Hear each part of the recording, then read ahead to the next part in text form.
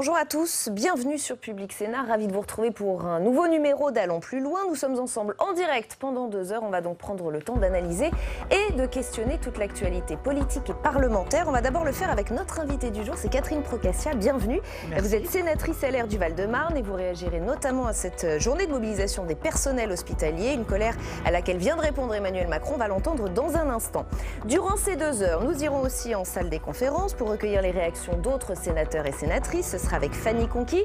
Nous irons bien sûr dans l'hémicycle rejoindre Alice Bardot qui nous attend pour évoquer ces discussions très remuées autour du projet de loi de financement de la sécurité sociale. Et puis allons plus loin, c'est aussi le club. 3 intervenants qui ont des choses à vous dire, 3 intervenantes aujourd'hui. Avec nous aujourd'hui Samia Dechir. Samia, bonjour. Vous revenez sur une audition au Sénat, celle de Laurent Nunez.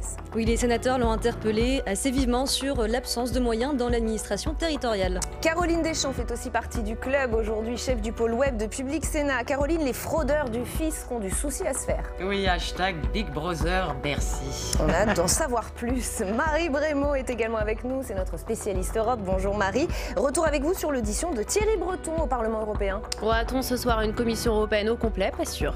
On l'espère. Dans une demi-heure, Sénat en clair. Nous reviendrons sur les reproches que font les sénateurs au budget 2020. À gauche, comme à droite, Patrick Kanner parle de pieds nickelés au gouvernement. Bruno Retailleau dénonce un décrochage et une France lanterne rouge sur le déficit public. Hashtag ALPL si vous avez envie de réagir sur Twitter. Mais d'abord, retour donc sur cette vaste mobilisation dans les hôpitaux. Avant d'en connaître les causes et les conséquences, avant d'aller recueillir les réactions des manifestants, je vous propose d'écouter tout de suite Emmanuel Macron qui vient tout juste de s'exprimer sur le sujet. Il était en déplacement à Épernay. Écoutez ce qu'il annonce. Tout ce qui a été fait par le gouvernement va donc dans le bon sens, mais j'ai demandé au gouvernement, à la ministre de la Santé, à plusieurs de ses collègues et sous l'autorité du Premier ministre, de travailler avec vigueur pour un plan d'action renforcé et des décisions fortes qui seront annoncées par le Premier ministre au sortir du Conseil des ministres de mercredi prochain. Ces décisions redonneront des marges de manœuvre financières, plus de moyens, mais pas seulement. C'est un plan, là aussi, beaucoup plus large qui doit répondre à la situation actuelle. Nous devons investir et assumer d'investir, plus fortement que nous n'avions au début envisagé de le faire, parce que la situation est encore plus grave que celle que nous avions analysée. Nous devons investir plus fortement que nous l'avions envisagé. Voilà la déclaration forte d'Emmanuel Macron. Il faut dire que la crise est profonde, problème d'effectifs, mais pas seulement, locaux vétustes, conditions d'accueil indignes et sentiments d'abandon. Regardez ce reportage de Quentin Calmet et de Jonathan Dupriez. Les revendications n'ont pas changé depuis des mois. Augmentation des salaires, hausse des effectifs et réouverture de lits supprimés. Mais la colère, elle, ne cesse de monter au sein de l'hôpital public, aujourd'hui rassemblé dans la rue. Il n'y a pas assez de moyens, pas assez de lits, pas assez de personnes pour s'occuper des gens. Et on voit les conséquences que ça a et qui peuvent être dramatiques parfois. Le problème, c'est à mon avis les personnels non médicaux, infirmières, aides-soignants dont on manque. Et qui font qu'on doit forcément travailler dans des conditions plus précaires avec des gens qui sont très mal payés et qui n'ont pas les moyens de se loger au plus près de leur travail. Face à la crise, tous les syndicats, toutes professions médicales confondues, font front commun, fait rare. Je pense qu'on a réussi à faire des convergences. De toute façon, on est tous là pour la même chose. On est là pour la population et pouvoir accueillir la population. Donc là, la convergence, elle s'est faite. Et puis là, je pense que là, tout le monde en a marre. Ça suffit. Et dans le cortège, tous dénoncent l'incapacité de la ministre Agnès Buzyn à résoudre le conflit, malgré plusieurs tentatives, dont une promesse de revalorisation des salaires. Je ne suis pas sûr que sur le fond, ça résolve tous les problèmes, non? Il n'y a pas que les hôpitaux, hein, il y a aussi la relation avec la médecine libérale, la médecine de ville. Tout ça doit être repensé fondamentalement. L'hôpital mène une grève inédite depuis le mois de mars, avec 268 établissements mobilisés. Certains syndicats songent à partir du 10 décembre à lancer une grève totale et illimitée. Allez, on va rejoindre tout de suite Alice Bardot qui se trouve dans l'hémicycle du Sénat parce qu'Alice, on discute justement en ce moment du PLFSS, du projet de loi de financement de la sécurité sociale et la déclaration d'Emmanuel Macron change un peu la donne. Et oui, Rebecca, rebondissement de dernière minute dans l'hémicycle. Les sénateurs ont suspendu l'examen du projet de loi de financement de la sécurité sociale pour réagir à l'intervention d'Emmanuel Macron. Le président a pris la parole donc en réaction aux manifestations des personnels de l'hôpital public. Des annonces particulièrement attendues par les sénateurs puisqu'ils avaient manifesté leur mécontentement dès le début de l'examen du projet de loi de financement de la sécurité sociale. Pourquoi ? Eh bien parce qu'ils critiquaient le fait de devoir examiner le texte avant même de connaître le plan pour l'hôpital de la ministre de la Santé, Agnès Buzyn. Alors finalement, ce plan sera annoncé mercredi par Édouard Philippe, c'est-à-dire au lendemain du vote par les sénateurs du projet de loi de financement de la sécurité sociale. Alors tout à l'heure, derrière moi, les sénateurs ont dénoncé une fois encore le mépris par le gouvernement du Parlement. Alors la reprise de la séance après sa suspension s'annonce donc bien houleuse. Le ministre présent, Olivier Dussopt, aura sûrement à faire face donc à la colère des sénateurs. Et on verra cela avec vous. Merci beaucoup Alice Bardot en direct de l'hémicycle du Sénat. On va aller plus loin avec vous, Catherine Procaccia, sénatrice LR du Val-de-Marne, secrétaire de la Commission des affaires économiques. Vous partagez la colère des sénateurs qui ont suspendu la séance en disant ces annonces, ça change tout, les discussions sur le PLFSS ne servent plus à rien. Tout à fait. On avait déjà évoqué avant le début du PLFSS l'annonce d'un plan de la ministre de la Santé qui arriverait après le vote du PLFSS. Or, s'il y a un plan, il faut bien le financer, le budgéter. Ce plan, il est déjà sans doute dans les tiroirs.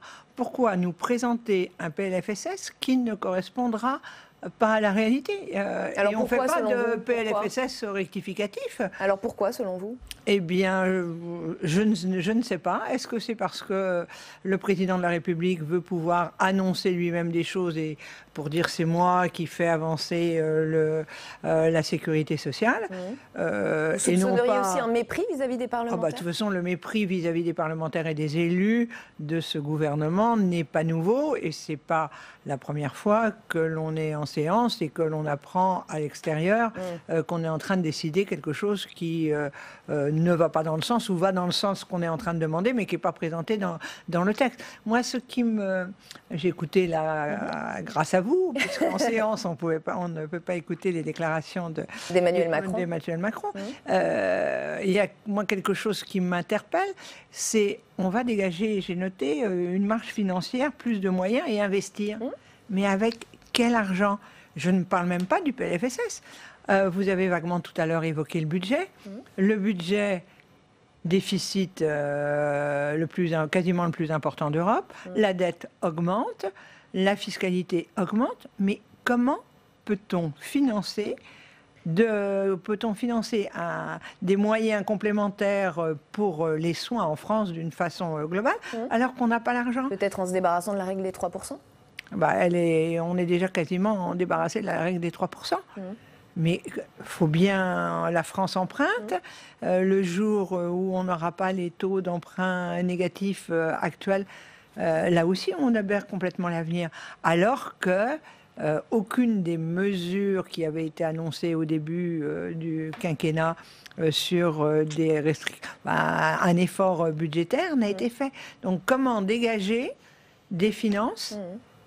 Comment ne pas augmenter la pression fiscale qui est la plus élevée d'Europe ou celle encore des entreprises? Moi, ça m'interpelle beaucoup. Regardez, le président de la Commission des affaires sociales et le Sénat a critiqué pour le PLFSS le fait que les mesures qui avaient été déjà annoncées n'étaient pas compensées, toutes les cotisations sociales qui permettent habituellement de financer les dépenses sociales annoncées pour calmer la colère des Français sur un certain nombre de points n'ont pas été financés. Donc on est loin on revient vers l'équilibre. On creuse de plus en plus le déséquilibre de la sécurité sociale et on parle d'investir ce qui est nécessaire, surtout dans un certain nombre d'hôpitaux, surtout par rapport à des médecines de pointe qui ne sont pas financées. Mais l'argent, je ne sais pas où on va le trouver. Et on y reviendra en détail dans le grand débat dans 1h30. On va poursuivre avec vous. Je vais vous inviter à réagir à d'autres sujets, ceux choisis par nos chroniqueurs du jour, nos chroniqueuses du jour. C'est l'heure du club.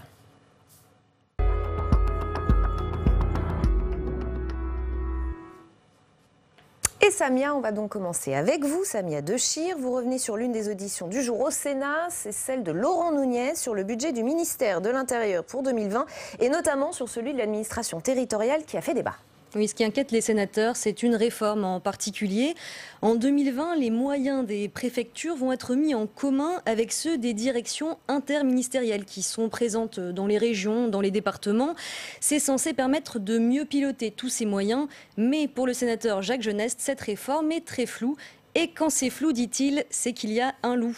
Le loup en question, cette fois, ce sont les reclassements qui sont liés à cette réforme. Combien y en aura-t-il? On ne sait pas pour l'instant. Et Jacques Genest, lui, craint des suppressions de postes, notamment dans les services qui aident les maires à vérifier que toutes les décisions qu'ils prennent sont conformes à la loi. C'est ce qu'on appelle les services de contrôle de légalité budgétaire. Et pour lui, ce serait un très mauvais signal. Au moment où les maires sont inquiets, au moment où les maires voient l'administration disparaître avec les trésoreries, le contrôle d'égalité comme les trésoreries sont des éléments essentiels pour la sécurité des maires des petites communes en particulier qui seront rassurés pour éviter de faire c'est pas tous des polytechniciens ou des docteurs en droit, pour éviter de faire des erreurs.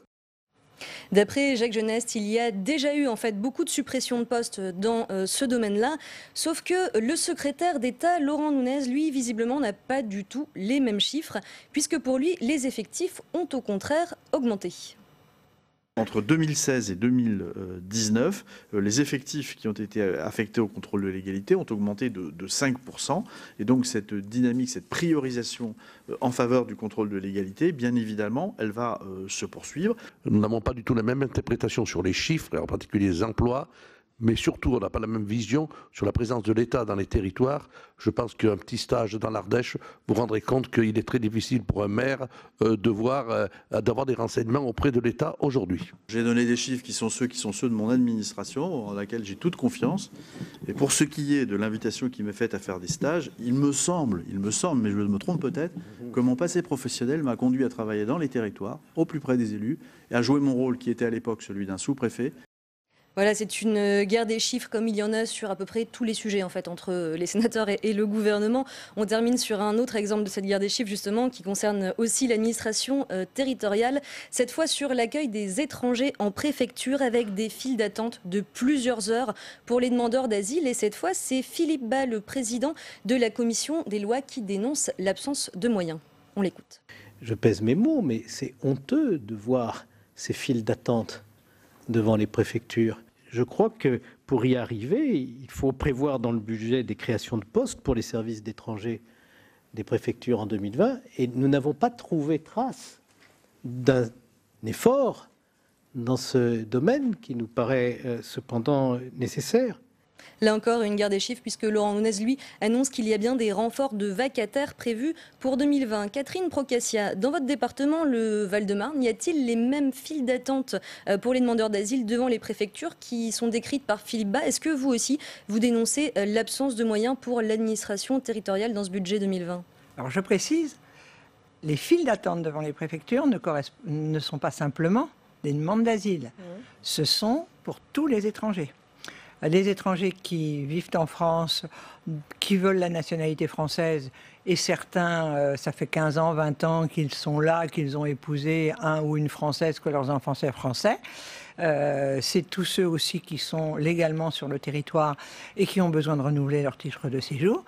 Et il y a les demandes d'asile. C'est un sujet qui est constant depuis plusieurs années. En tout cas, dans mon département, ça doit faire le 3e préfet que j'interpelle sur ce sujet. Vous savez, il reste en général 2 ans et demi, 3 ans. Donc, ce n'est pas un sujet nouveau.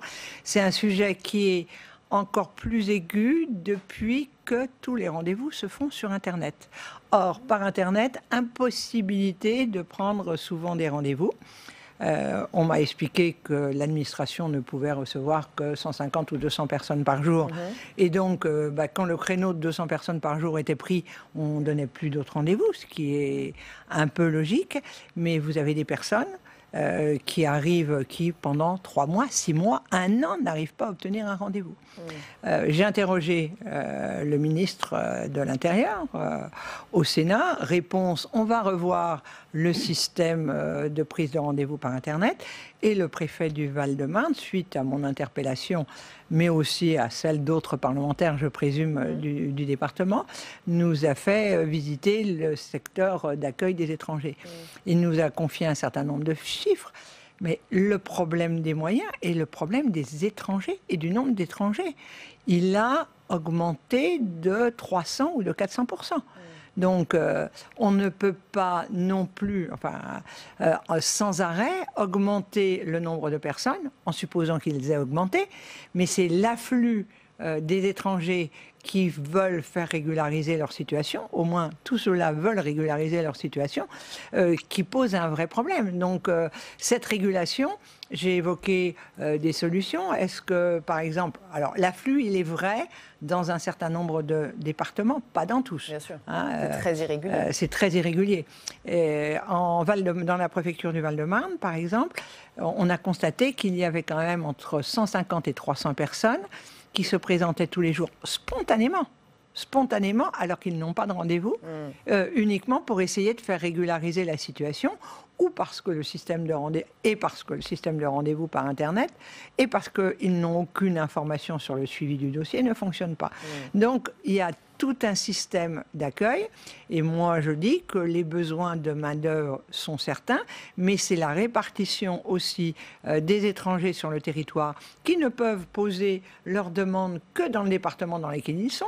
Donc effectivement, tout à l'heure on voyait de l'Ardèche, ils ont peut-être beaucoup moins de demandes et ils n'ont peut-être pas des milliers de demandes en attente comme nous dans un certain nombre de villes. Allez, on continue avec vous, Caroline Deschamps, chef du pôle web de Public Sénat. Caroline, l'Assemblée vient de voter un texte sur l'utilisation des réseaux sociaux pour chasser les fraudeurs du fisc. Big Brother is watching you. Je ne crois pas révéler un grand secret en disant que vous, comme moi, Rebecca, nous postons nos photos de vacances sur les réseaux. On achète sur des plateformes comme eBay ou Le Bon Coin, sans toujours faire très attention à nos données personnelles. J'avoue.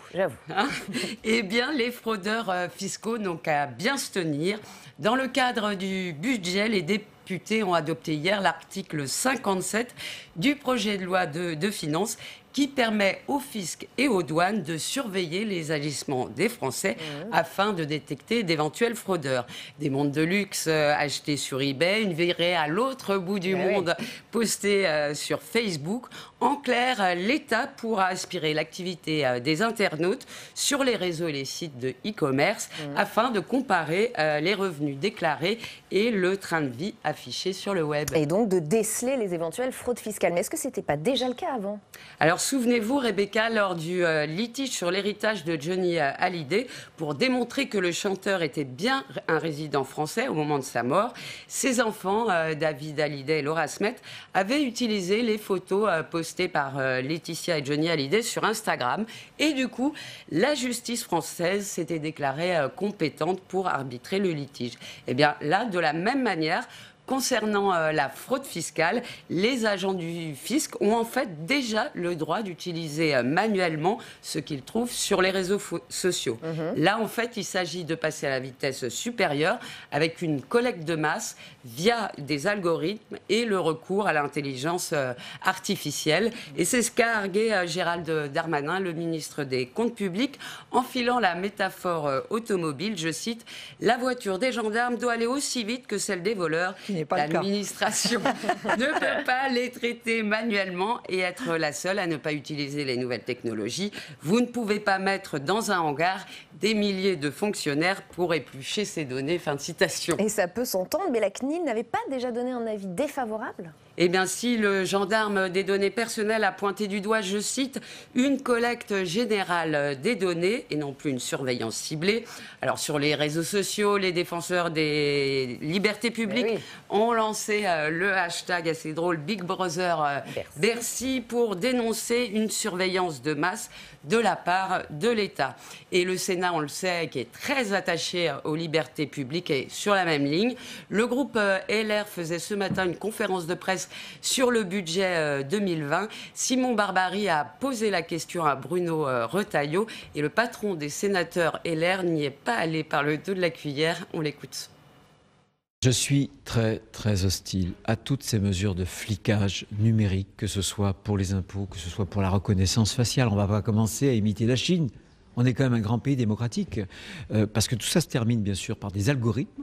dont on ne sait rien du tout. Donc moi, ce que je demande, c'est que l'État renonce à se lancer dans ce type de flicage. Si jamais il s'y renonce, je demanderai qu'il y ait une régulation, qu'il y ait une transparence sur les algorithmes, parce qu'il en va de nos libertés publiques. Alors le gouvernement n'y a pas renoncé, mais l'Assemblée a quand même restreint un petit peu le dispositif en limitant les fraudes qui pourront être détectées, par exemple les activités non déclarées et les infractions à la domiciliation fiscale. Autre avancée, les données personnelles sensibles comme l'orientation politique ou l'orientation sexuelle ne seront conservées que 5 jours, mais c'est quand même 5 jours, au lieu d'un mois auparavant. Enfin, il s'agit d'un dispositif expérimental de 3 ans. Une chose est sûre, on peut se dire que le hashtag Big Brother Bercy va refaire son apparition lors de l'examen du budget au Sénat la semaine prochaine. Et les débats, j'en suis sûre, s'annoncent d'ores et déjà passionnés. Catherine Procaccia, vous aussi, vous êtes hostile à ce que dit Bruno Retailleau, ces mesures de flicage? Alors, j'avoue que je dois être le vilain petit canard, mais moi, je ne suis pas complètement opposée. Ah ouais? Pourquoi?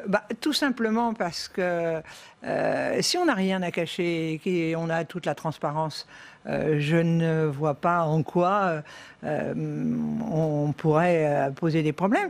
En plus, si j'ai bien lu à l'Assemblée nationale, il y avait effectivement la fausse domiciliation à l'étranger. Alors, vous avez évoqué la famille Hallyday. Il y a les activités occultes, et pour moi, c'est tous les trafics. Je ne vois pas pourquoi tous ces gens qui gagnent en une journée ce que vous devez gagner en un mois ou en 2 mois ne paient finalement aucun impôt. Les prostituées, elles paient bien des impôts et elles gagnent beaucoup moins. Et sur tout ce qui est vente illicite de tabac. J'ai vu que c'était les 3 points qui étaient dans le cadre. Moi, ça me paraît... Ça ne vous choque pas? Ça me vous paraît pas de dérive? Ça me paraît pas choquant. Après, les algorithmes sont quand même assez opaques. Pour le moment, on ne sait pas comment ça va fonctionner. Les algorithmes sont opaques. Et pour moi qui suis à l'Office parlementaire d'évaluation des choix scientifiques et technologiques, où les algorithmes, on en parle beaucoup, je serais incapable d'analyser un algorithme et de dire ce qu'il en est. Il y a des gens qui sont capables... Alors, comment on éviterait un flicage d'autres choses, notamment des orientations sexuelles? Effectivement, en le limitant, et on a quand même la CNIL et on a tout le reste, en limitant à ces points qui sont vraiment des points de fraude et de fraude lourd et pas de vous parce que vous êtes allé à l'étranger invité par je ne sais qui. Un petit week-end à Barcelone. Et de ce que j'ai lu, c'est ce qui était public et pas de droit d'aller sur les messageries et sur les circuits privés. Donc, moi, la seule limite que je mets, c'est que je pense que les vrais et les gros fraudeurs, qui sont ceux qui vont vendre le tabac illicitement, la drogue, etc., ils vont vite comprendre qu'ils ne font peut-être pas publier des photos sur Instagram ou sur Facebook du meilleur point de vente. Mais dans le Val-de-Marne, on a eu un chanteur un rappeur qui a été condamné parce qu'il faisait la promotion des points de vente dans une des villes du Val-de-Marne. Oui. Bon, alors donc il y en a quand même certains qui ne sont pas très prudents, mais pour moi, effectivement, liberté individuelle, mais je ne suis pas à la commission des lois, j'y suis moins sensible. Et par contre, vous ou moi, on oubliera de déclarer 300 €, le fisc va nous retrouver. Et tous ceux qui ne déclarent pas des milliers ou des millions d'euros, ceux-là, ils passent à côté et c'est nous qui payons avec l'augmentation des impôts. Allez, vous voyez, je ne passe pas la même chose. Et on va parler Europe. On termine avec vous, Marie Brémaud. Marie, pour que la Commission européenne puisse prendre ses fonctions, il faut que 3 commissaires soient encore validés. Ils étaient auditionnés aujourd'hui par le Parlement européen. Et vous, évidemment, vous êtes attardé sur le cas du candidat français. Oui, ils étaient 3 à passer sur le grill. 3 candidats commissaires à être auditionnés, vous l'avez dit, par les députés européens. Les précédents candidats, on s'en souvient, ils avaient été retoqués. Il s'agissait du candidat hongrois, du candidat roumain et de la candidate française Sylvie Goulard. J'ai donc aujourd'hui suivi la longue audition de Thierry Breton qui se présentait... Non, 3 heures, qui se présentait... Quand on aime devant le Parlement européen pour le très large portefeuille, pour le coup, qui comprend le marché intérieur, la politique industrielle, le marché unique, numérique, l'industrie de la défense et de l'espace. Certes, durant cette audition, on a plus parlé du fond que lorsque c'était Sylvie Goulard qui était sous le feu des questions. Sylvie Goulard, donc on l'a dit, la précédente candidate malheureuse. Mais il y a un mais également avec Thierry Breton, puisque son profil est controversé, un profil de grand patron d'entreprises comme France Télécom, Thomson ou plus récemment Atos. Et certains au Parlement, eh bien, ils pensent que cela peut engendrer des conflits d'intérêts. Dès son propos d'introduction, Thierry Breton a voulu clarifier la situation. Mesdames et messieurs les députés, quand on a eu plusieurs vies en une vie, et que l'on peut se présenter devant vous, ici et aujourd'hui, c'est que la notion de conflit d'intérêts et d'éthique est un sujet que l'on porte au plus profond de soi. Sur ce point précis, je n'irai pas par 4 chemins. Il n'y a qu'une solution, être radical, je dis bien radical, avec toujours le seul intérêt général en tête, exclusivement, uniquement, en toute indépendance. Je me présente donc devant vous, aujourd'hui, sans plus aucun intérêt patrimonial dans aucune entreprise. Ça signifie très précisément que j'ai vendu par le biais du marché toutes les actions que j'ai possédées, avant même de me présenter à vous. J'ai aussi démissionné de tous mes mandats, je dis bien tous. Voilà, mise au point très ferme, opération patte blanche. Pourtant, ça n'a pas suffi à lever les doutes de certains eurodéputés. Non, cette première prise de parole à la gauche de la gauche, elle n'a pas forcément convaincu. Du coup, eh bien, les eurodéputés, ils ont demandé des précisions. Si vous entriez en fonction, vous prendriez la tête d'un portefeuille qui couvrirait à la fois la politique industrielle, le numérique, la défense, l'espace et le marché intérieur. Vous conviendrez que c'est un pouvoir immense, comme l'est aussi le trouble qui nous habite. Car il se trouve que l'entreprise que vous aviez dirigée jusqu'il y a peu est active dans l'ensemble des domaines que je viens de citer et on voit le parfait chevauchement entre ces différents secteurs. La vérité, c'est que votre nomination constitue un mélange des genres qui organise de la confusion, là où l'époque demande de la clarté dans la défense de l'intérêt général. Bref, Monsieur Breton, si vous renoncez au sujet en rapport avec votre ancienne entreprise, alors votre portefeuille sera vide et votre influence sera nulle. Donc ma question est la suivante. Est-ce que vous demandez aujourd'hui que le poste de commissaire attribué à la France soit un emploi fictif ? Des eurodéputés, une fois encore, qui n'y vont pas par 4 chemins. À cela, Thierry Breton, il a eu de cesse bien de vanter la transparence, la clarification de sa situation, son sens de l'intérêt général. Et pour tenter de convaincre, il a pris un engagement devant les eurodéputés. Et je m'engage à le faire devant vous. Je ne recevrai jamais seul un membre d'une entreprise que j'ai dirigée de façon à ce qu'il n'y ait aucune ambiguïté. Alors reste à savoir si cela a convaincu les eurodéputés les plus réticents. Ils se réunissent en ce moment même. On devrait en savoir plus d'ici quelques heures. Le candidat Thierry Breton, il pourrait recevoir le feu vert des commissions parlementaires dès ce soir. Ou bien elles peuvent demander des questions écrites supplémentaires. C'est ce qu'elles ont fait un peu plus tôt avec le candidat hongrois en charge du voisinage et de l'élargissement. Pour rappel, la commission d'Ursula von der Leyen, elle est censée prendre ses fonctions le 1er décembre, avec déjà un mois de retard sur le calendrier officiel. Et je regarde les dépêches et pour l'instant, rien n'est tombé. Mais je surveille pour vous, Catherine Procaccia, vous diriez qu'ils sont un peu plus tatillons que d'habitude, les eurodéputés, qu'il y a une forme d'acharnement ou une dent contre la France. Il se passe quelque chose là ou c'est normal ? Je n'en sais rien. 2, qu'ils soient tatillons, je trouve qu'ils font leur boulot. Ils ont leur boulot, leur fonction. Troisièmement, me semble-t-il, vous n'avez fait parler que la gauche de la gauche, avez-vous dit. Donc, de toute façon, la gauche de la gauche, je la connais bien et dans mon département, le seul département communiste de France, et je la connais aussi au Sénat. C'est simple, quand on vient d'une entreprise, on a tous les défauts. Or, la caractéristique de Thierry Breton, il a été ministre, il a été patron de grande entreprise, et ce n'est pas le fonctionnaire qui a vécu toute sa vie dans des administrations et qui arriverait à la Commission européenne. Eh bien, moi, je trouve que c'est une chance extraordinaire d'avoir quelqu'un qui connaît quelque chose à la vie des entreprises et non pas avoir la parole des députés. Si vous regardez ce qu'ont fait ces députés que je connais ni d'Ève ni d'Adam, je suis sûre qu'aucun n'a peut-être jamais travaillé à des fonctions en entreprise. Donc, moi, j'aimerais bien... Vous, candidat, Thierry Breton, il a votre... Je n'ai pas la prétention de dire que c'est le bon ou pas le bon candidat, mais je récuse le fait qu'on récuse justement son profil parce qu'il a été patron d'entreprise. Et c'est ça qu'on lui reproche. Or, je crois qu'effectivement, en ayant été un patron d'entreprise, il peut avoir une vision industrielle du développement des entreprises en Europe. Et pour les sujets qui m'intéressent et que je suis de plus près, l'espace, On a une interministérielle qui va déterminer ce que va être la politique spatiale sur plusieurs années à venir.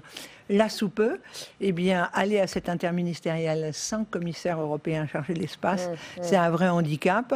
On est déjà un peu, même beaucoup dépassé par un certain nombre d'autres opérateurs sur le marché du spatial. C'est pas en reculant parce qu'on ne veut pas quelqu'un qui s'y connaît et qui comprendra les sujets que l'on va gagner les choses. Donc moi, sur le profil de Thierry Breton, que ce soit Thierry Breton ou une autre personne qui viendrait du terrain et de la vie d'entreprise, moi je suis 100% d'accord. Et on va s'arrêter sur cette validation. Merci infiniment Catherine Procaccia d'avoir été notre invitée. Dont on me demandera d'ailleurs pas mon avis à la Commission européenne. Non, mais on vous l'a demandé, nous, ici, sur Public Sénat. Voilà, vous l'avez donné. Merci d'avoir participé à Allons plus loin. Merci à toutes les trois d'avoir fait partie du club. Tout de suite, c'est Sénat en clair.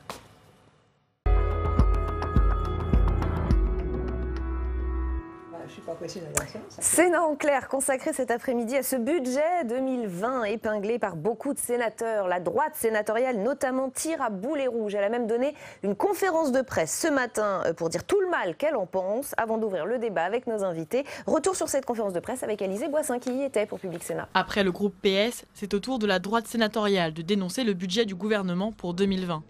L'exécutif met en avant une baisse d'impôts. Les sénateurs, eux, n'y voient qu'un endettement qui s'accroît. Emmanuel Macron avait promu une transformation, une révolution même. Mais où est la révolution? La France est toujours lanterne rouge pour la dépense publique, l'endettement va continuer à augmenter et on est un des pays, le pays le plus surfiscalisé, où il y a le plus d'impôts, de charges de toute l'Europe et de tout le monde occidental. Et ce budget ne change rien. La majorité du Sénat soulève 2 points faibles. D'abord, une fiscalité écologique trop punitive pour les Républicains. Une multitude de petites taxes qui vont toucher notamment l'énergie, qui vont toucher un certain nombre de secteurs économiques. Donc parfois sous couvert de fiscalité verte, on fait de la fiscalité de rendement, c'est la fiscalité pour augmenter les recettes de l'État et pas pour accompagner les Français. Comment fait-on pour aider les Français à avoir des voitures moins polluantes? Comment fait-on à faire en sorte que les logements ne soient pas des passoires énergétiques? Et là, on voit bien qu'on a une fiscalité écologique qui est simplement une habileté pour que l'État ait plus de rentrées d'argent. C'est tout. En cause, par exemple, le bonus-malus automobile. D'après la droite, il viendrait désavantager la majorité des ménages. Ou encore l'augmentation du prix des billets d'avion, vue comme une taxe de trop. Autre point chaud, la taxe d'habitation. Le gouvernement promet la suppression de cet impôt local, une mesure qui inquiète la droite. Il y a une compensation, mais sauf qu'il y a des communes qui sont pourtant pauvres et qui vont se retrouver soi-disant riches. Il y a plein d'effets pervers. Donc ce qu'on dit simplement à l'État, stop. Nous, on entérinera une vraie mutation, une vraie compensation qu'à partir du moment où vous nous donnerez toutes les simulations pour qu'on soit sûr qu'il n'y ait pas de bug. L'État aujourd'hui est incapable de nous procurer ces simulations. Les sénateurs demandent de retarder d'1 an la réforme de cette taxe. Les discussions sur le projet de loi de finances commenceront jeudi prochain. Avec nous pour Sénat en clair cet après-midi, Christine Lavarde, bienvenue. Vous êtes sénatrice LR des Hauts-de-Seine, vice-présidente de la Commission des Finances. Christophe Géretti, bienvenue. Vous êtes député La République En Marche de la Corrèze et membre de la Commission des Finances. Guillaume Guichard, bienvenue à vous également, journaliste au Figaro. Vous couvrez le budget de l'État, la fiscalité et les finances locales, ça tombe bien. Isabelle Tisse-Saint-Jean, bienvenue à vous également. Vous êtes économiste et conseillère régionale PS d'Île-de-France. Christine Lavarde, la droite sénatoriale dénonce très vivement ce budget. Qu'est-ce qui coince le plus selon vous? Alors je pense que ce qui coince, c'est la différence entre les annonces et la réalité des faits. Pendant de longs mois, on a entendu dire que ce budget serait un budget vert, après avoir entendu l'année dernière qu'on aurait un budget du pouvoir d'achat. Je pense que le mouvement des Gilets jaunes l'année dernière a clairement montré que le budget du pouvoir d'achat n'était pas là l'année dernière. Là, le budget des Verts, finalement, il ne sera qu'en 2021. Et puis, c'est surtout des mesures un peu d'affichage, d'orientation, de fléchage des dépenses. Mais il n'y a pas véritablement une stratégie qui donne une orientation vers une transition ou une accélération de la transition écologique et énergétique, ou en tout cas, on ne donne pas les bons moyens. Aujourd'hui, on réduit le périmètre du CITE. Et finalement, donc, est-ce que ça veut dire périmètre du CITE, du crédit de transition énergétique, donc notamment tout ce qui vise à rénover l'enveloppe thermique des bâtiments, que ce soit les toitures, les fenêtres, en restreignant son champ d'application. Et aujourd'hui, on sait tous que le secteur du bâtiment est le principal émetteur de CO2 avec les transports. Et je vous lis d'autres critiques et je vais vous laisser répondre évidemment. Christophe Gerty, la sénatrice Dominique Estrosi Sassone nous dit également la baisse de l'impôt sur le revenu est financée par la dette. Toute réforme de structure est abandonnée, la baisse des impôts étant trompe-l'œil. Qu'est-ce que vous répondez à toutes ces accusations ? Bon, le premier élément, c'est qu'on savait que ce budget serait plus compliqué que les autres. Ça, c'est une évidence, à la fois parce qu'il y a un contexte qui a évolué, et ça, il ne faut pas le nier. Je pense vous parlez de quoi, des gilets jaunes ? Les gilets jaunes, et puis les décisions qui ont été prises en début d'année. Donc ça a réorienté une partie du budget, notamment la première partie qui considérait à redonner ce qu'on va dire un peu de flexibilité et un peu moins de pression fiscale à une partie de la population. Et je pense que c'est le premier élément quand même qu'il faut noter, qui n'est pas anodin, parce que c'est quand même une décision forte avec de la baisse de la fiscalité qui va toucher notamment les ménages les moins fortunés, comme on dit. Après, le deuxième élément qu'il faut quand même mesurer, c'est le fait aussi que nous sommes à un instant où il faut faire quelques choix, et quelques choix budgétaires. On en avait fait, et on a une continuité sur les choix régaliens. Je crois que c'est marqué dans ce budget-là. Il y a des augmentations sur les budgets régaliens, défense, intérieur, éducation. Et on a commencé, il faut le dire, c'est assez complexe aussi, la partie transition écologique, avec un marqueur cette année et une augmentation de ce budget. À l'intérieur, il faut effectivement réformer. A été évoqué le CITE. Je pense très sincèrement qu'on doit aller plus loin sur cette politique publique, parce que le CITE n'est qu'un crédit d'impôt spécifique et qui est surtout lié au bâtiment, mais avec des contextes très particuliers. Je pense très sincèrement qu'on a une nouvelle politique à écrire sur ces éléments-là. L'élément aussi sur ce ministère, c'est le changement aussi de ministre, qui va peut-être être un changement aussi de politique et de vision, parce que c'est une ministre assez pragmatique, assez technique, et qui va, à mon avis, apporter des nouvelles programmations sur les politiques publiques. Quel changement de ministre ? De quoi parlez-vous précisément ? Elisabeth Borne, qui a une vision différente des précédents ministres, et par définition aura un impact sur sa politique budgétaire, évidemment. Autre reproche poursuit cette liste de reproches faits par la droite sénatoriale. Là aussi, c'est la sénatrice Estrosi Sassone qui le formule sur Twitter.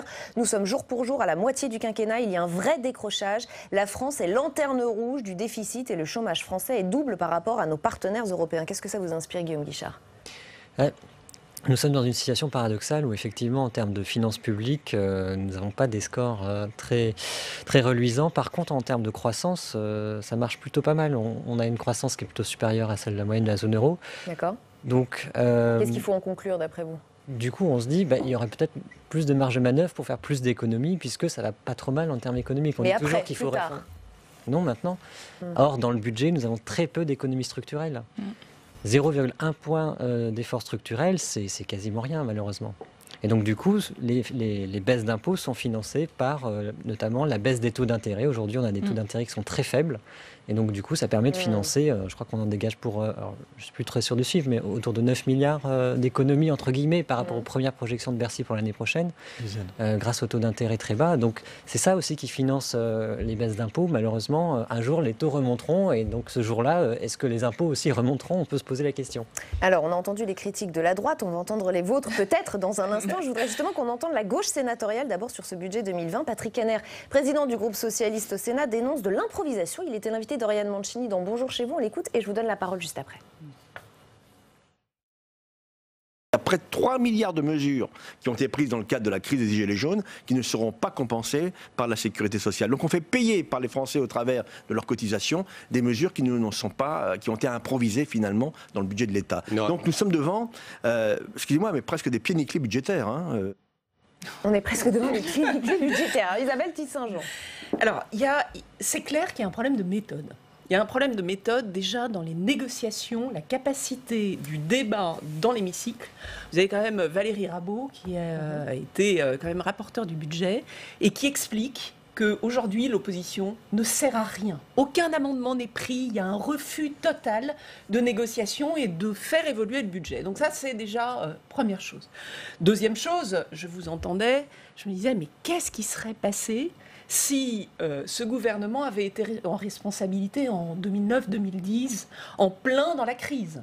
à un moment où la crise éclatait et où la situation des finances publiques n'était quand même pas celle qui résulte de ce qui s'est produit depuis maintenant plusieurs années, à savoir à la fois un redressement de l'économie, mais qui commence pas avec l'arrivée de Jupiter, qui est antérieur, qui commence en gros dans les années 2015-2016, ça commence à se redresser, le chômage commence à baisser, donc la pression sur le budget commence à ralentir. Et c'est là où il faut que je réponde, à la fois je m'adresse aux deux côtés de ce qui a été dit. C'est-à-dire qu'aujourd'hui, le problème, c'est pas le problème de la dette. Olivier Blanchard, ancien chief économiste du FMI, donc pas franchement l'extrême gauche, explique que le problème n'est pas celui de la dette. Bien sûr, la France a une dette forte, mais on est avec des taux d'intérêt qui sont négatifs. Je ne suis pas sûre que tout le monde puisse comprendre ce que ça signifie. Je ne suis pas sûre que même nous, les économistes, on mesure l'intégralité des effets que ça induit.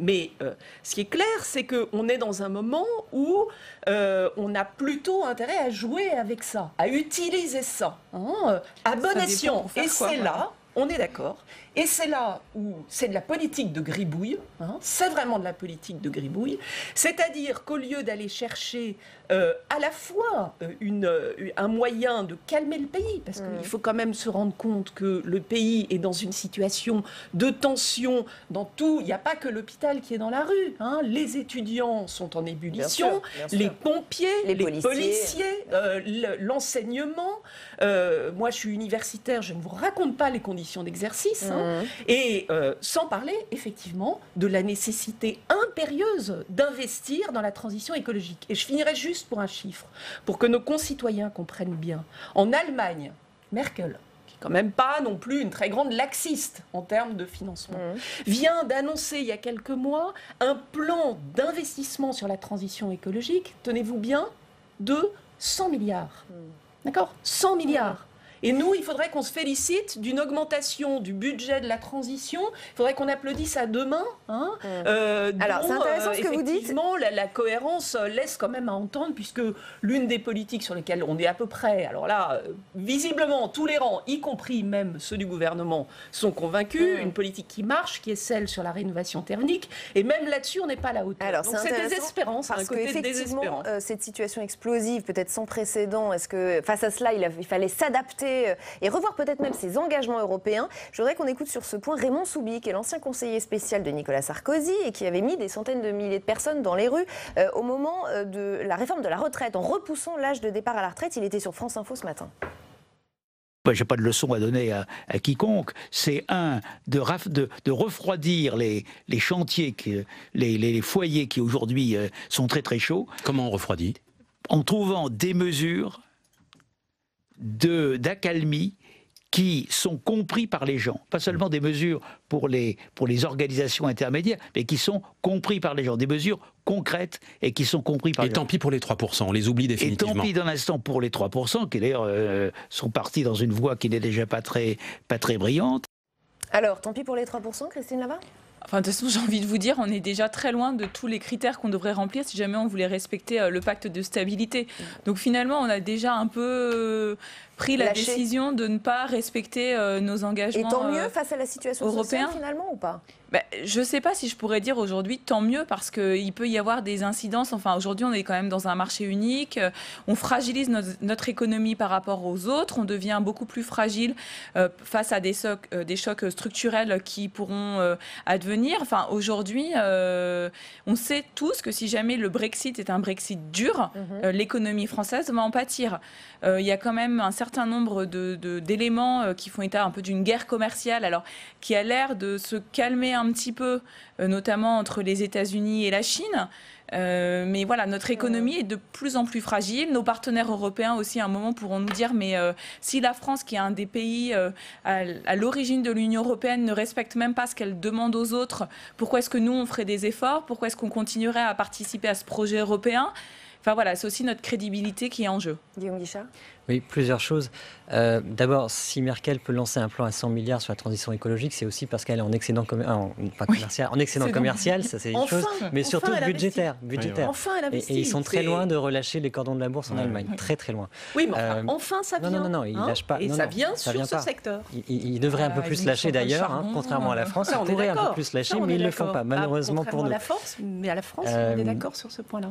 Quant à la situation des finances publiques françaises, j'aimerais juste tempérer un tout petit peu parce que l'année prochaine, en tout cas à l'heure actuelle, on devrait être à 2,1% de déficit. C'est quand même le déficit le plus faible depuis 2002. Donc, Christophe Gerty est ravi que vous le rappeliez. Oui, c'est une vérité. Après, derrière, on est, je le répète, à 0,1 point d'effort structurel, ce qui veut dire que, en gros, si la croissance se casse la figure, le déficit va remonter tout de suite. Voilà. Et ce tant pis pour les 3% que nous dit Raymond Soubie? Tant pis pour les 3%, moi je suis pas conseiller, j'ai pas été conseiller social de Sarkozy, donc j'ai pas. Christophe Gerty. Oui, c'est un vrai paradoxe en fait. On l'a vu toutes les séances qu'on a pu avoir sur le PLF cette année, c'est que d'un côté, beaucoup nous disent quand même il faut faire attention à ce qu'on dépense, et d'autres il faut qu'on rajoute des dépenses. Et en parallèle, on a l'élément que chaque politique publique qu'on veut toucher, on a une opposition des uns et des autres, même au sein d'un groupe majoritaire, qui dit non, cette politique publique on la touche pas, on la réforme pas, on la garde. Et par définition, il faudrait qu'on rajoute de l'argent de l'autre côté ou sur d'autres politiques publiques. C'est cet élément-là et cette construction budgétaire aujourd'hui qui pose le plus problème, je pense. Si on veut aller sur le fond du PLF 2020 ou des PLF récents, même de la majorité précédente, c'est cet élément-là. On cumule des politiques publiques, on sédimente, et après on ne réforme pas et on rajoute. Et c'est cet élément-là qui fait aujourd'hui qu'on a un déficit ancestral et qui s'accumule, parce que par définition on ne réajuste pas. On a énormément de mal à ces éléments-là, et on le voit que ce soit droite, gauche, on va dire nous maintenant au centre, quand on évoque telle ou telle politique publique, on le voit, on a 3000 amendements cette année. 3000 amendements. Je suis aux articles rattachés, on a mis plus de 1000 amendements sur des articles non rattachés, qui sont des articles très spécifiques. Ça prouve qu'il y a une vraie problématique de qu'est-ce qu'on veut faire. Alors au-delà de ça, le gouvernement propose quelque chose. Effectivement, il y a quand même une maîtrise de la dépense, si même il n'y a pas d'effort sur, on va dire, la réduction forte de la dépense. Parce que, et ça a été dit, je pense très clairement par le Premier ministre, il y a un choix qui a été fait aujourd'hui d'aller sur des politiques publiques ou peut-être répondre à la difficulté sociale qui a été évoquée. Après, j'ai écouté M. Craner ce qu'il a dit, c'est toujours la population qui paye, c'est toujours l'impôt ou la cotisation, quoi qu'il arrive. Et l'interrelation aujourd'hui, que ce soit le budget des collectivités, le budget de la sécurité sociale ou le budget de l'État, les recettes, elles viennent des mêmes personnes, les sociétés et la population. Donc par définition, déjà tout est enchevêtré. Sauf que les collectivités ont fait des efforts de structure. Je ne peux pas dire le contraire, puisque j'en suis le rapporteur, et je le signifie à chaque fois qu'on en parle. Et deuxième élément, j'ai écouté ce qui a été dit, effectivement, il y a beaucoup et peu d'amendements qui ont été pris, mais très peu de la majorité aussi. On en a pris plutôt, même dans les collectivités territoriales, où il y a plutôt un consensus sur le travail parlementaire, notamment à l'Assemblée nationale, mais sur d'autres politiques publiques, il y a beaucoup de diversité, et beaucoup de diversité de choix. Donc par définition, on arrive aujourd'hui à des budgets qui évoluent très peu sur les politiques publiques en France. Et pour avoir un peu regardé ce qui s'est fait avant, on est quand même dans une continuité malheureuse de ne pas réformer certaines politiques publiques. Je pense que le ministère, juste pour finir, de la transition écologique est l'exemple typique où il y a une vraie réforme complexe à faire sur la politique à mener sur le logement, sur la rénovation, mais certainement de plus ancrée. Je vais vous laisser poursuivre dans un instant, mais on s'est posé une autre question, nous, à Public Sénat. Dans ce dossier, elle est plutôt d'ordre politique. Le Sénat est-il aussi dans une posture en rejetant complètement et absolument ce budget? Y a-t-il une opposition de principe? On va demander à Hervé Marseille ce qu'il en pense. Il est président du groupe Union Centriste au Sénat et il est en salle des conférences avec Fanny Conquis. Oui, Hervé Marseille, on l'a vu, ce budget est critiqué par la gauche comme par la droite du Sénat. Est-ce qu'il n'y a pas là une question de posture politique, justement? Non, question je pense. De principe. Oui, dans tous les budgets, il y a des gens qui sont satisfaits par le budget, d'autres qui le sont moins. C'est la loi de la démocratie et c'est le rôle du Parlement, justement, que de discuter le budget. C'est son rôle principal. On voit bien que ça ne se passe pas très bien pour le PLFSS. J'espère que ça se passera mieux pour le projet de loi de finances. À l'évidence, il y a eu des efforts qui sont faits, il faut les saluer. Et, sur quel point, par exemple? Nous avons demandé depuis longtemps qu'il y ait des baisses d'impôts. Je crois que même si ces baisses d'impôts reposent malheureusement sur peu d'économies, il y a des baisses d'impôts, il faut le dire. Et on est sur près de 9 milliards de baisses d'impôts, 5 milliards sur la baisse d'impôts sur le revenu, et puis il y a les 3,7 milliards pour l'ATH. Bon, il faut le saluer. La trajectoire sur la baisse de l'impôt sur les sociétés est également continue, donc il faut le dire, c'est positif. Alors ce qui va moins, c'est qu'il y a peu d'économies, il y a peu également de perspectives d'équilibre pour remplacer l'ATH. Les collectivités sont préoccupées par les propositions du gouvernement et les calculs qui sont faits, mais enfin c'est un budget, je dirais, qui s'annonce plutôt dans un bon sens par rapport à ses précédents. D'impôts, par exemple à droite, on entend qu'elles sont compensées par de multiples taxes. Oui, c'est vrai qu'il y a encore quelques taxes. Bon, les mesures d'économie, il faut être réaliste. C'est comme à Lourdes. On attend les apparitions, on les voit rarement. Tout le monde propose des économies, mais c'est pas très clair. Je ne vois personne, dans la majorité comme dans l'opposition, qui propose de vraies économies. C'est vrai qu'il y a peu, j'allais dire, de baisse de fonctionnaires, du nombre des fonctionnaires. Il y en a 47. C'est vrai que c'est un chiffre qui est extrêmement limitatif. Bon, on aurait pu faire mieux, mais à l'évidence, il y a peu d'économies, et ça, c'est une critique qu'on peut faire de la même façon que, malheureusement, le problème des APL n'est pas réglé. Les APL, c'était quelque chose qui touche de nombreuses familles, c'est important, et là aussi, on peut regretter qu'on ne revienne pas sur cet aspect des choses. Merci Hervé Marseille d'avoir répondu à nos questions. Merci à vous, Fanny-Isabelle Tissin-Jean, vous vouliez réagir? Oui, je voulais réagir, parce que faire des économies, c'est quoi les... Enfin, faut à un moment revenir aux fondamentaux. C'est quoi les dépenses? Les dépenses, c'est l'hôpital public. Les dépenses, c'est l'université. Les dépenses, c'est les collectivités territoriales et leur politique publique, notamment d'aide sociale. Les dépenses, c'est la justice. Donc, c'est... On voit bien qu'on sort quand même, si on prend un peu de recul, on sort d'une période, d'une crise, d'une gravité analogue à celle des années 30. Pendant plusieurs années, on a fait peser le redressement des comptes publics sur les dépenses.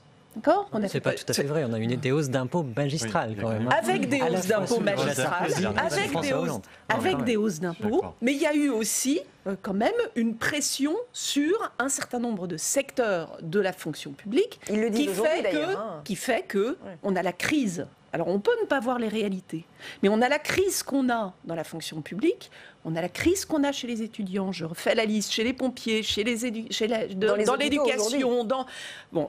On voit bien que ça n'est plus possible. On ne peut plus le faire. Alors maintenant, regardons ce qui se passe du côté de la fiscalité et des recettes.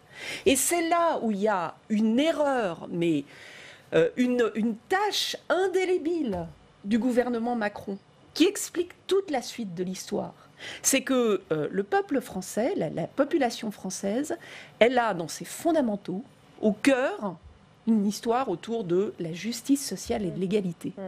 Et que les mesures de fiscalité qui ont été prises au début, notamment avec l'ISF, la flat tax et l'exit tax, eh bien, d'abord, la pilule ne passe pas, quoi. C'est autant de milliards qui, chaque année, ne rentrent pas dans les caisses. Et ensuite, eh bien, le plan de rééquilibrage qui a été fait suite aux Gilets jaunes, eh ben, il faudrait qu'on ait le temps d'en discuter longuement. Mais là aussi, il va rater son coche. Et donc, on se retrouve dans la situation dans laquelle on est. Et ceci étant, c'est normal. C'est normal que vous soyez divisés en interne, parce que s'il y a des confrontations gauche et droite, on n'a pas les mêmes conceptions, on ne regarde pas la même chose, on n'a pas la même analyse de la situation et des politiques, et que La République En Marche sort de son ambiguïté et est déchirée en deux, c'est-à-dire que vous... Alors, tout le monde est insatisfait. Vision sur les recettes, non, globalement... Tout le monde est insatisfait. Non, tout le monde n'est pas insatisfait, quand même, il ne faut pas dire des choses comme ça. Regardez la population, le pays français. La population française, elle vous avez un socle de satisfaction. En sachant quand même... 16% des voix. Oui, bon, on va dire que tous ceux qui sont passés, c'est partout. À l'époque. Voilà, ça revient Est-ce que j'ai dit ça ? Est-ce que j'ai dit ça ? Il faut quand même être réaliste. Ce qui a été fait sur la fiscalité, c'était annoncé.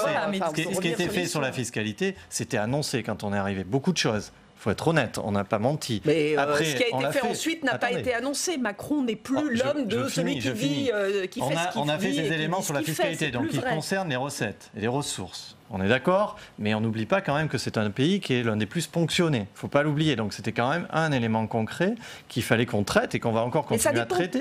Je continue. Deuxième élément, c'est les dépenses. Qui est ponctionné? Tout le monde est ponctionné et même plus. Ça dépend qui. Ça dépend qui. Regarde, il faudra regarder. On ne va pas prendre un tableau Excel, mais globalement, même si c'est la TVA, je sais bien ce que vous allez dire. La TVA. C'est la TVA. Les recettes de TVA sont un élément. Il y a l'IS qui sont quand même des impôts de société. C'est quand même les sociétés qui pèsent. Il y a l'IR n'est pas payé par les moins fortunés, logiquement, et en plus on fait encore une baisse. Donc globalement, il y a quand même un élément qui est assez fort sur ces sujets. Ça, c'est les recettes. Donc ça, on avait quand même annoncé qu'on travaillait sur les dépenses. Il y a des éléments divergents, bien évidemment, puisque tout est prioritaire en France. Sauf qu'il y a eu une décentralisation qui n'est pas aboutie, et je sais que Christine a un peu le même avis, on a besoin de l'aboutir, parce qu'il y a certaines dépenses qui doivent être traitées uniquement par les collectivités, et inversement, on doit clarifier celle de l'État, ce qui reviendrait un peu peut-être à aller vers l'Allemagne, parce qu'à des moments, tout le monde s'occupe de tout. Et donc ça coûte très cher. Et je pense que le problème des dépenses ne peut pas être ignoré dans le budget aujourd'hui, ni demain, ni ne pouvait être ignoré par la précédente mandature. C'est quand même la réalité. Oui, juste pour répondre, j'invite Madame à regarder les travaux de la Commission des finances du Sénat qui montrent qu'aujourd'hui, on a quand même une diminution dans le panier des recettes fiscales, des recettes sur la consommation, donc typiquement la TVA, balancée par une augmentation des recettes prélevées sur les entreprises et les ménages qui payent de l'impôt. Donc ça devrait vous satisfaire puisque c'est les deux populations que vous voulez continuer à taxer. Donc ça, c'était ma première remarque. Ensuite, sur les réformes qui ont été mises en œuvre, on a quand même observé que finalement, le rendement de l'IFI était supérieur à ce qu'il avait été escompté dans les premières projections, que le PFU avait finalement aussi un rendement satisfaisant. Alors après, vous ne croyez pas à la courbe de l'affaire. Moi, je crois qu'effectivement, trop d'impôts tue l'impôt. C'est comme ça. Et juste je n'y crois pas. Nous sommes nombreux à ne pas y croire. Les collectivités à qui on a imposé de réduire leurs dépenses, d'une part en diminuant leur dotation, d'autre part en leur imposant un contrat, qu'est-ce qu'on remarque? Aujourd'hui, elles arrivent à poursuivre l'ensemble des politiques publiques à destination des citoyens, parce qu'en plus on sait bien que les citoyens, ils votent directement et ils savent faire part de leur mécontentement, et c'est très facile de faire part de son mécontentement à son maire, qu'on peut voir tous les jours. Elles continuent à agir et elles ont juste rationalisé leurs procédures. Guillaume Guichard, pour conclure. Oui, je dirais juste deux choses. La première, c'est que sous le quinquennat précédent, l'ONDAM, qui est donc l'évolution des dépenses de santé par an, évoluait d'environ 1,3 à 1,5%. Aujourd'hui, c'est quand même plus de 2. Première chose. Deuxième chose, et la crise éclate aujourd'hui, d'accord, mais peut-être qu'il y a aussi des fondements de cette crise plus anciens. Et deuxième chose, l'ISF, si ça avait résolu tous les problèmes de la France, on le saurait. Tous les autres États nous auraient imités. Or, ce n'est pas le cas. Il y a une question qu'on ne se pose jamais sur l'ISF, c'est est-ce que c'est efficace économiquement? La réponse, ça semble être plutôt non, parce que... Sa suppression non plus, hein. Sa suppression, il faut quand même attendre de voir. Ça ne prend pas 2 jours. Pour l'instant, les travaux qui sont faits montrent qu'il n'y a pas d'efficacité. Que ce n'est pas encore... Il n'y avait pas d'attendons. Les départs de contribuables à l'ISF ont chuté, les départs d'exit tax ont chuté aussi de 30% en 2017. Il y a peut-être quand même quelques signes pour l'instant qui nous permettre de dire attendons en tout cas de voir ce que ça va produire en 2018 et en 2019. Et en 2018, le versement des dividendes a réaugmenté alors qu'il avait chuté sous François Hollande avec la mise au barème de la et on doit s'arrêter là, j'en suis désolée, je vous invite à en rediscuter en dehors de ce plateau. Je comprends que ce soit frustrant, mais le temps tourne. Merci à tous les quatre d'avoir participé à Sénat en clair. Dans un instant, la suite de LPL, match des idées, grand débat.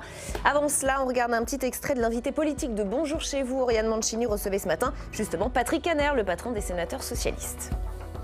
Une journée de mobilisation aujourd'hui également du personnel hospitalier. Ils protestent contre leurs conditions de travail, contre leur manque de moyens. Agnès Buzyn a promis des mesures dans les prochains jours. Qu'est-ce que vous attendez de ces mesures? Là aussi, première remarque sur la forme. Qu'est-ce que c'est que ce gouvernement qui nous demande, nous, parlementaires, d'abord à l'Assemblée et maintenant au Sénat, de travailler sur un PLFSS, projet de loi de finances de la Sécurité sociale, qui est obsolète? Enfin, c'est quand même extraordinaire. Mme Buzyn a dit en privé auprès des parlementaires, sénateurs, que non, ces engagements au JDD n'étaient pas vrais. Enfin, ce n'étaient pas de vrais engagements. Mais qu'est-ce que c'est que ça? Vraiment, c'est inacceptable pour ce que nous représentons, c'est-à-dire la nation. Nous sommes des représentants de la nation. Nous voulons avoir des éléments de travail qui soient vérifiables. et crédible là aussi. Donc non que... Et vous dites qu'avec le gouvernement, le Sénat n'est pas en mesure de faire son travail sur ce projet de loi de financement de la sécurité sociale? Et l'exemple même, c'est que quand on nous dit, mais le l'ONDAM, donc l'objectif des dépenses d'assurance maladie pour les non-spécialistes, fixé à 2,1%, donc en augmentation pour l'hôpital, peut-être qu'il sera demain à 2,4, 2,5, 2,6. Mais sur quoi nous travaillons? Enfin, je veux dire, fermons la parenthèse du débat parlementaire et que le gouvernement se débrouille tout seul. Donc ça, ce n'est pas acceptable au regard de la Constitution. Donc Madame Buzyn est totalement coincée. On a demandé beaucoup d'efforts. Entre 2012 et 2017, on a demandé beaucoup d'efforts. On a demandé trop d'efforts à l'hôpital. L'ONDAM n'a pas dépassé de 2,4 et j'allais dire même en 2016, il est tombé à 1,8. Oui, non, mais écoutez, je vous le concède bien facilement. On a demandé beaucoup d'efforts à l'hôpital, trop d'efforts. À l'hôpital, avec l'objectif de rétablissement des comptes de la sécurité sociale. Donc je reconnais cela, avec une différence quand même très importante. C'est que pourquoi on a demandé des efforts à la sécurité sociale? C'est parce que la situation du pays en 2012, quand nous l'avons trouvé, était à 5,2% de déficit. Et que donc l'effort a été partagé entre l'État, les collectivités territoriales, le budget de la sécurité sociale. La seule différence quand même avec aujourd'hui, c'est que vous avez un gouvernement qui a distribué beaucoup d'argent aux plus aisés de nos concitoyens et qui aujourd'hui est dans une totale impasse sur le plan budgétaire. Tout à l'heure, je l'évoquais en filigrane. Est-il acceptable que la loi de 94, Madame Veil, qui prévoit que toute mesure de l'État décidée par le gouvernement qui touche à la sécurité sociale doit être compensée? Eh bien, il y a près de 3 milliards de mesures qui ont été prises dans le cadre de la crise des gilets jaunes qui ne seront pas compensées par la sécurité sociale. Donc on fait payer par les Français au travers de leurs cotisations des mesures qui ne sont pas, qui ont été improvisées finalement dans le budget de l'État.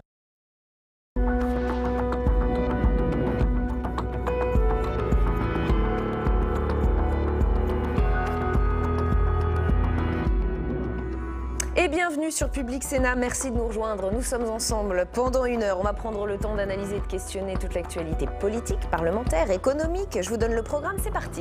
Dans notre grand débat, nous reviendrons sur la colère des personnels hospitaliers. Vaste mobilisation un peu partout en France. Il parle d'un secteur à bout de souffle, en burn-out, au niveau humain comme au niveau matériel. Emmanuel Macron annonce un plan d'envergure qui sera dévoilé dans le détail mercredi prochain. Est-ce que ça calmera la colère? #ALPL pour réagir sur Twitter. Durant cette heure, nous irons également en salle des conférences. Nous recueillerons les réactions des sénateurs et sénatrices. Ce sera à votre micro, Fanny Conqui. Oui, nous serons avec Bernard Jaumier. Il est sénateur de Paris, il est médecin, il a travaillé à la PHP. Il nous donnera son point de vue sur les besoins de l'hôpital qu'il connaît bien. A tout à l'heure Fanny, et puis allons plus loin, c'est aussi le match des idées, confrontation de points de vue ce soir entre Agnès Verdier-Molinier et François Calfon. On va essayer d'interpréter ces mauvais chiffres du chômage qui viennent de tomber. Faut-il y voir un simple accident de parcours ou un vrai retournement de tendance? On ouvre la discussion avec nos invités après les premières explications de Jérôme Rabier. C'est une mauvaise nouvelle pour le gouvernement. À la surprise générale, le chômage repart légèrement à la hausse après 5 trimestres de baisse.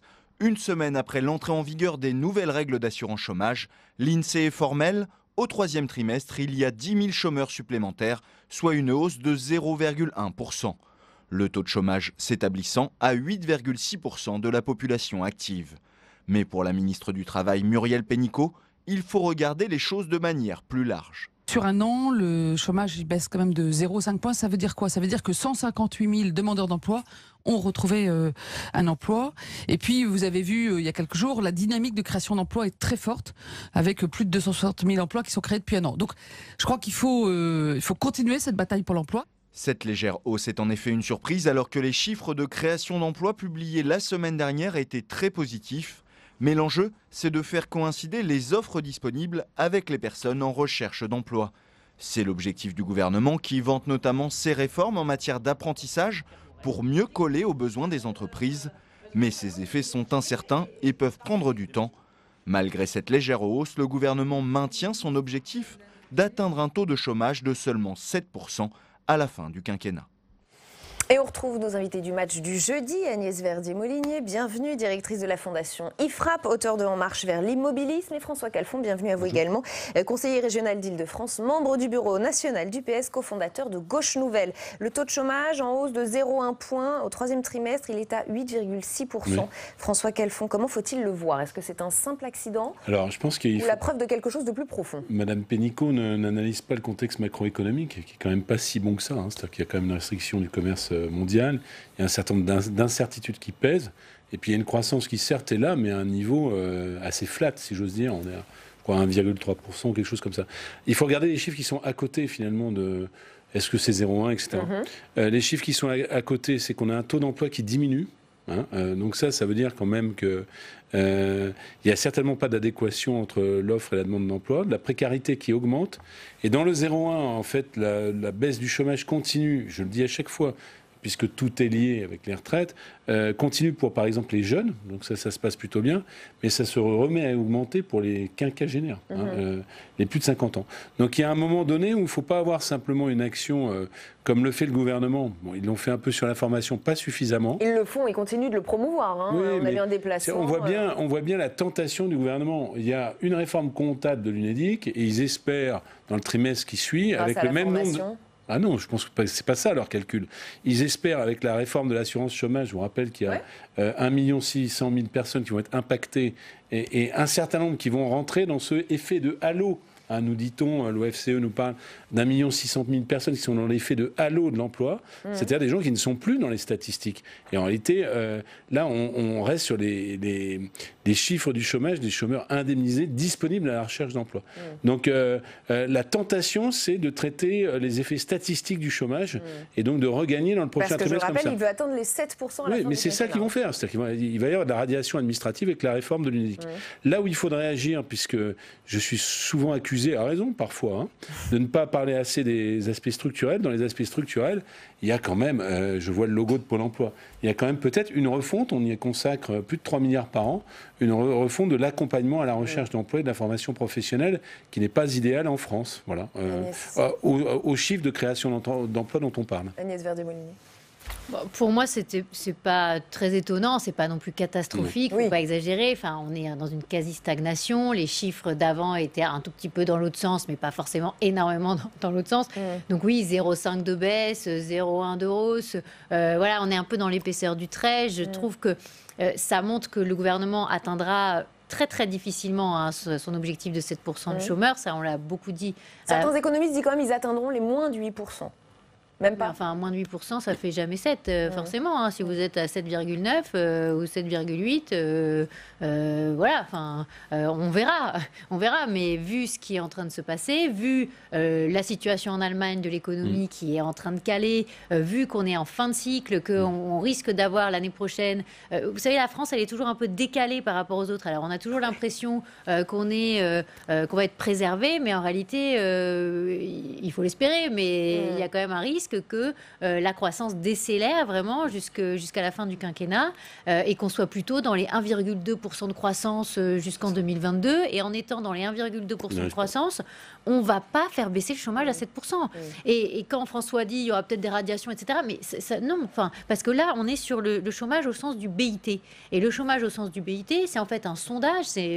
On appelle des personnes et ce n'est pas en fonction du fait est-ce qu'ils sont indemnisés ou pas au chômage. BIT, c'est Bureau international du travail. Et là, c'est calculé de la même manière dans les différents pays. Après, on voit que c'est toujours beaucoup moins que le nombre de chômeurs en catégorie A de Pôle emploi. Le nombre de chômeurs de catégorie A de Pôle emploi, c'est 3,4 millions de personnes. Là, on parle au sens de ce que dit l'INSEE, 2,5 millions de personnes. Et effectivement, il y a un halo du chômage en plus autour de 1,6 million de personnes. Et ça repart à la hausse aussi. Donc, il faut se dire que si vous additionnez les deux, vous êtes à plus de 4 millions de personnes qui sont en réalité toujours au chômage en France. Et donc, ce ne sont pas des bons chiffres parce que ce qui est important de dire, c'est que dans les pays du nord de l'Europe, on est au plein emploi. On n'est pas à 7% de chômage. On est à 3%, 4% de chômage, 5%. Alors, je ne parle pas des pays du Sud, je parle des pays du Nord qui ont fait leur réforme structurelle, qui ont remis la question de la création de valeur ajoutée au cœur de leur modèle. Et nous, ça permet de rebondir sur un point, c'est que c'est un mot qu'on ne prononce plus du tout, flexi-sécurité. On a fait la flexibilité, là on ne peut pas faire mieux. C'est-à-dire 2 lois de travail successives. Bon, j'ai vu qu'ils avaient rangé dans le tiroir pour pas mettre des bûches dans l'incendie du 5 décembre, le travail de nuit, parce que c'était quand même au programme, le travail de nuit sans les augmentations qui vont avec, enfin sans les majorations pardon, qui vont avec. Donc côté flexibilité, franchement, c'est difficile de faire plus. Par contre, côté sécurité, et sécurité, les gens pensent c'est l'emploi à vie. Non, sécurité, c'est ce qu'on avait tenté de faire avec finalement tous les droits à la formation attachés à la personne et la capacité à changer de métier. Là, on est au pied de la montagne. J'ai parlé de la réforme de l'intermédiation du chômage. Moi, je souhaiterais que ce soit davantage régionalisé. Je me distingue peut-être même de mon propre parti là-dessus. Mais aussi, il faut qu'il y ait un vrai changement culturel sur l'emploi des seniors. Il faut que les respirations entre la création d'entreprises et le salariat soient beaucoup plus faciles. Il faut que nous puissions cibler la formation professionnelle au niveau des bassins d'emploi. Hein. En clair, ça veut dire que quand vous avez une difficulté, par exemple, conjoncturelle, dans le nautique, je parle de la France de l'Ouest vers Nantes, et ben vous pouvez réorienter les salariés vers l'aéronautique. Tout ça, on est quand même un tout petit peu, j'allais dire, à l'âge de pierre de ce travail d'adéquation entre les uns et les autres. On enchaîne les plans de formation avec tous les gouvernements. Et d'ailleurs, en fin de quinquennat, souvent, vous le savez bien comme moi, on bourre les plans de formation avec énormément de personnes. Oui, parce qu'il y a beaucoup trop de formation parking. Il n'y a pas assez de modifications structurelles de la formation professionnelle. Des catégories de Pôle emploi. Mais ça, vous parlez de traitement statistique. Moi, je ne sais pas de ça dont je parle. Bon, donc, on fait beaucoup de grands discours sur la formation. On consacre énormément de milliards à la formation. Et à la fin, on se rend compte que... Oui, mais là, regardez, c'est pas pour remplir quelques phrases dans un commentaire du chômage. C'est qu'on pose à peu près le même diagnostic, qui est que ça monte, ça descend, c'est à peu près stable. Il y a un nombre de créations d'emplois. Et par contre, le taux d'emploi diminue. Et par contre, la précarité repart. Donc, on est plutôt inquiet. Et ben, à un moment donné, si vous voulez enrichir la croissance en emploi, c'est pas simplement en contraignant les chômeurs à reprendre un travail, c'est en ayant un appareil de formation qui, dans l'idéal, ne fonctionne pas, qui soit beaucoup plus territorialisé, beaucoup plus agile et qui réponde. Parce que dans les pays scandinaves, c'est quand même de ça qu'il s'agit. Je pense qu'il faut aller plus loin. Il faut se dire que si on veut remonter la pente sur le chômage, il faut créer beaucoup plus d'emplois dans nos entreprises. Et créer des emplois dans les entreprises, ça veut dire baisser la pression fiscale sur nos entreprises. C'est pas... on y revient. Non, mais je veux dire, c'est tellement évident. Ça veut dire aider la transmission d'entreprise, aider la création d'entreprise. Non, mais le gouvernement, à tort, pense que uniquement en faisant des réformes du marché du travail ou de la formation ou de l'assurance chômage, ça va résoudre le problème. Je ne vais pas m'en faire l'avocat, Agnès, mais bon, ils ont mis en place la flat tax et un certain nombre de dispositifs. Ça suffit pas. Non, mais la flat tax, ce n'est pas la fiscalité des personnes morales, des entreprises. Oui, la flat tax, c'était juste pour se remettre dans la moyenne de la fiscalité du capital sur les personnes. Et ça, je suis étonnée que vous répondiez ça, parce que j'ai ce débat avec le gouvernement. Quand je leur dis, mais qu'est-ce que vous faites sur la fiscalité des entreprises ? Ils me répondent flat tax et ISF. Mais ce n'est pas les... Ça ne concerne pas les entreprises. Deuxième thème de ce match, la réponse du gouvernement à la colère des étudiants. Leurs représentants rencontraient ce matin Gabriel Attal. Hier, le secrétaire d'État évoquait l'idée d'inclure les étudiants dans le revenu universel d'activité sur lequel est en train de plancher le gouvernement. Qu'en pense David Assouline ? Comment voit-il les choses ? Le sénateur socialiste est au micro de Fanny Conti en salle des conférences. David Assouline, la FAGE qui a été reçue ce matin par le secrétaire d'État demande en priorité à revaloriser le montant des bourses. Est-ce pour vous la priorité absolue pour les étudiants ? Oui, mais je pense qu'il y a plusieurs bouts par lesquels il faut attaquer ce sujet. Parce qu'il y a, pour certains, c'est le fait d'être obligé de travailler alors qu'on doit étudier, et c'est des petits boulots en plus qui ne permettent pas vraiment d'aider à leurs études. D'autres, c'est un problème de logement, et dans les grandes villes, notamment Paris et ailleurs, comme Lyon, le loyer est relativement cher. Donc je crois que c'est par plusieurs bouts. Déjà, il ne faut pas dégrader, parce que le gouvernement avait quand même baissé les APR. Donc, mais je crois que déjà la revalorisation des bourses de façon importante, ce qui avait été fait dans le précédent quinquennat, ça avait été salué d'ailleurs par les organisations étudiantes, est une piste, je ne crois pas suffisante. Quelles seraient les autres mesures pour vous qui seraient importantes à prendre et qui pourraient vraiment concrètement changer les choses pour les étudiants ? Le gouvernement parle notamment du revenu universel d'activité. Est-ce que ça, c'est une piste, par exemple ? Une fusion des aides, une espèce de minimum garanti compris pour les étudiants. À mon époque, on appelait ça l'allocation étudiante universelle. Bon, Je crois qu'il faut des mesures tout de suite, parce que faire des montages comme ça, il faut un peu de temps. Mais ce sera utile quand même de les faire pour qu'il y ait une réponse structurelle de long terme.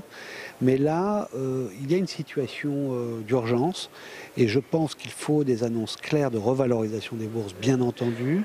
Il faut un vrai plan, mais c'est de l'investissement massif de construction de logements étudiants abordables.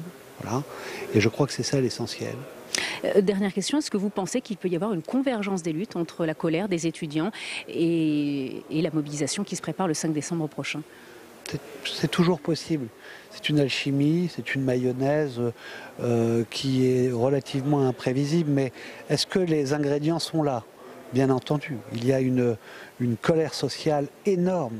Tout le monde le sent, tout le monde le sait, de secteurs très différents. Aujourd'hui, c'est l'hôpital et on sait que ça craque de partout. Tout ce qui était là avec le mouvement des Gilets jaunes n'est pas franchement réglé, tout ce qui est question de pouvoir d'achat. Et puis, il y a la jeunesse. Alors, bien entendu, quand tout cela fusionne, eh bien, ça peut être quelque chose de très, très important. J'espère pour le pays qu'il y aura satisfaction. Il y a un vote de budget en ce moment. On peut mettre sur la table des choses importantes, mais attention, le gouvernement n'a pas entendu la colère sociale. Merci David Assouline d'avoir répondu à mes questions. Et merci à vous, Fanny. Une réaction à François Calfon ? Une réaction à David Assouline, non, mais à ce que fait le gouvernement, oui. D'abord, est-ce que c'est subjectif la misère étudiante ? C'est pas du tout subjectif, c'est quand même bien réel, à la fois sur les conditions matérielles qui se dégradent. Suivant les chiffres de l'adresse, il y avait 17% environ des étudiants qui étaient sous le seuil de pauvreté. Écoutez, je les avais préparés les chiffres. Bon, 20% sous le seuil de pauvreté, voilà. 37%, 37,5% ont une bourse liée à des critères sociaux, 13,5% renoncent à des soins et un étudiant sur 5 aurait dépensé suicidaire. Et je vais rajouter, un étudiant sur 5, ça j'y insiste, y compris cette affaire qui est apparue comme une sorte de fait divers de cet étudiant qui s'immole par le feu. Quand vous avez 20% d'une catégorie d'âge qui, alors on sait qu'on a toujours dépensé plus, eh bien c'est un phénomène qui n'est pas isolé, c'est un phénomène tout à fait majeur. Donc ça, une fois posé ça, il y a une deuxième chose sur le diagnostic, je ne vais pas répéter ce qui a été dit, mais qui est terrible, c'est que le coût de la rentrée augmente. Et on peut dire qu'il y a des tas de catégories qui sont sous assistance de l'État ou des pouvoirs publics. Là, tout réuni, l'État paye pour 24% le système éducatif. Il y a des tas de catégories qui sont beaucoup plus subventionnées et les parents 38%. Et je peux vous dire que moi-même, j'ai 3 enfants étudiants et je ne fais pas partie des populations défavorisées. Ça coûte extrêmement cher, les études, et notamment dans les métropoles, sur le logement. Alors, c'est l'un des volets de la politique du logement. Ils avaient baissé les APL qui ne fonctionnent pas, mais le logement étudiant est un problème tout à fait considérable. Ensuite, la question posée par Gabriel Attal, faut-il un revenu étudiant universel ? En gros, faut-il un RSA jeune, un RSA étudiant ? C'est ça la question dans la fusion des aides. Quand Michel Rocard a mis en place le RMI, il y a quelques années de ça maintenant, il y avait eu un vrai débat, et à l'époque, c'était un peu les socialistes qui, y compris au sein de cette famille politique, et un certain nombre d'entre nous, dont j'étais, je n'ai pas changé de point de vue, disaient qu'il ne fallait pas mettre les jeunes sous assistance dès l'âge de 16 ans, 17 ans, et qu'au contraire, alors ça c'est mon côté de gauche, peut-être que ça c'est mon côté incitatif, il fallait peut-être aider davantage sur des critères de méritocratie, je fais des études, des critères sociaux, avec le système des bourses qu'il s'agit de renforcer. Donc je vois bien qu'on aime bien avoir des espèces de couteaux suisses avec une sédimentation des aides. Je ne suis pas sûr que la solution soit vers finalement une universalisation de l'aide aux étudiants, mais plutôt de renforcer ceux qui en ont vraiment besoin, parce que la précarité étudiante des pauvres et même du renoncement aux études à cause de la précarité, ça existe et pas de manière marginale, vous l'avez rappelé avec vos chiffres. Réponse d'Agnès Verdier-Molinier. Non, mais j'ai l'impression qu'on tourne souvent en rond, en fait, sur les différentes propositions. On a eu en 2017 des propositions de Benoît Hamon pour un revenu universel. Il nous a expliqué que ça allait coûter 400 milliards d'euros, presque l'équivalent du budget de l'État. Ensuite, il a dit, ah bah non, finalement, c'est pas universel, c'est que pour certaines personnes sous critères de revenus parce qu'on n'a pas les moyens. Et puis alors, finalement, c'était devenu un truc à... on ne savait plus si c'était 30 milliards ou 70 milliards d'euros. Ça ne tient pas la route une seconde. On est déjà le pays qui dépense le plus en termes de protection sociale, 750 milliards d'euros de protection sociale par an. Sur la question étudiante, on a l'air de dire que finalement l'État ne dépenserait pas assez, mais attendez, on dépense déjà 11 000 euros par étudiant en moyenne par an. C'est quand même très important, hein. Le coût de la scolarité, il est quand même pris en grande majeure partie en charge, et notamment dans les universités, par la puissance publique. Il y a déjà 2 milliards de bourses étudiantes, et vous l'avez rappelé, à peu près 40% des étudiants qui en bénéficient dans les universités. Donc à un moment, jusqu'où on veut aller, avec quel argent? Moi j'aime bien ce genre de propositions, hein. Mais c'est pour en fait faire du déficit et de la dette supplémentaire. Ouais, comment on finance? Et ça veut dire qu'on va, pour permettre aux générations actuelles de faire des études, empêcher les générations futures de faire des études. Parce qu'aujourd'hui, les taux sont hyper bas. D'accord, très bien, ok. Alors, c'est le moment de, soi-disant, hein, parce que tout le monde est comme ça en ce moment, hein, que ce soit sur l'hôpital, sur les étudiants, les dépenses policiers, d'aide, etc. Alors, on a l'impression qu'il faut... on ouvre les vannes. Il faut ouvrir les vannes. Mais attendez, aujourd'hui, c'est pas cher. Mais demain, quand on n'aura pas le taux à 0% sur la dette à 10 ans de l'État, eh bien là, les générations futures vont se retrouver à payer des monceaux de dettes qu'on aura générées nous, et c'est pas du tout à souhaiter pour les générations futures. Pour éviter d'être trop anxiogène, je pense que il est sans doute que l'aide sociale est mal orientée et insuffisante pour ceux qui en ont vraiment besoin dans le supérieur. Parce qu'il y a du renoncement aux études. Quand vous voyez qu'il y a 67% des livreurs à vélo des plateformes... 57, alors je me suis trompé de 10 points. J'ai lu le même chiffre. Voilà, qui sont des étudiants. C'est pas vrai qu'on suit bien ces études si on livre des pizzas jusqu'à minuit tous les soirs. C'est pas vrai. Donc il faut savoir orienter... En ce qui concerne, parce que là, Agnès nous fait un grand maelstrom. Moi, je pense que, puisqu'on parle d'un débat intéressant, est-ce que creuser les déficits pour creuser les déficits, c'est bien? La réponse est non. Est-ce qu'il est intéressant d'avoir, et là je vais me concentrer sur le supérieur, d'avoir des investissements d'avenir sur le supérieur pour être dans le classement de Shanghai, pour proposer des formations innovantes, pour rattraper notre retard en intelligence artificielle? Ça, c'est le programme investissement d'avenir. Mais ça peut être évidemment de l'investissement avec des taux d'intérêt extrêmement bas, voire négatifs, qui ont un effet de levier sur l'avenir. Mais il ne s'agit pas, et moi là-dessus je vous suis, je ne suis pas aux responsabilités, mais ce serait ma philosophie, il ne s'agit pas de payer les dépenses de fonctionnement avec du déficit. Ça doit être que des dépenses structurantes ayant un effet levier. Et typiquement, quand je vois que le plateau de Saclay est encore un champ de patates et que ça prend un retard dingue et qu'on n'est pas capable de faire venir le métro du Grand Paris à Saclay, eh ben, on est en train de se tirer une balle dans le pied. Là, 1 ou 2 milliards, ça permet d'être juste à la dimension de Shanghai, de Los Angeles, des grands on est parmi les pays qui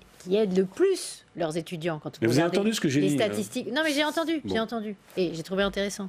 Et l'idée que les taux sont faibles, c'est aussi l'idée de dire aux étudiants, vous pouvez aussi contracter des prêts étudiants. Ça se passe dans beaucoup de pays. On n'a pas cette philosophie, le débat est ouvert. Et non, mais il y a déjà des incitations. Je pense qu'il faut aller aussi plus loin. Quand vous êtes étudiant à HEC, c'est pas dramatique de contracter un prêt étudiant, me semble-t-il. L'idée aussi, de toute façon, après, on va dans des formations normalement professionnalisantes. C'est tout votre. Je ne suis pas pour la hausse continue des frais d'inscription. Non, mais toute votre intervention tout à l'heure, c'était de dire qu'il faut que aussi, quand on se forme, ça aille vers une profession et un emploi. Bah, vaut mieux, non? C'est plus intéressant. Donc, si on croit en ce qu'on fait en termes d'études, on croit aussi qu'à la fin, on aura un travail qui nous permettra de rembourser. Mais la solution n'est pas que la dette privée. Elle peut en faire partie, mais ça peut être aussi la responsabilisation des personnes. C'est aussi ça. Et l'idée de travailler pendant ces études, tout le monde l'a fait, hein, quasiment.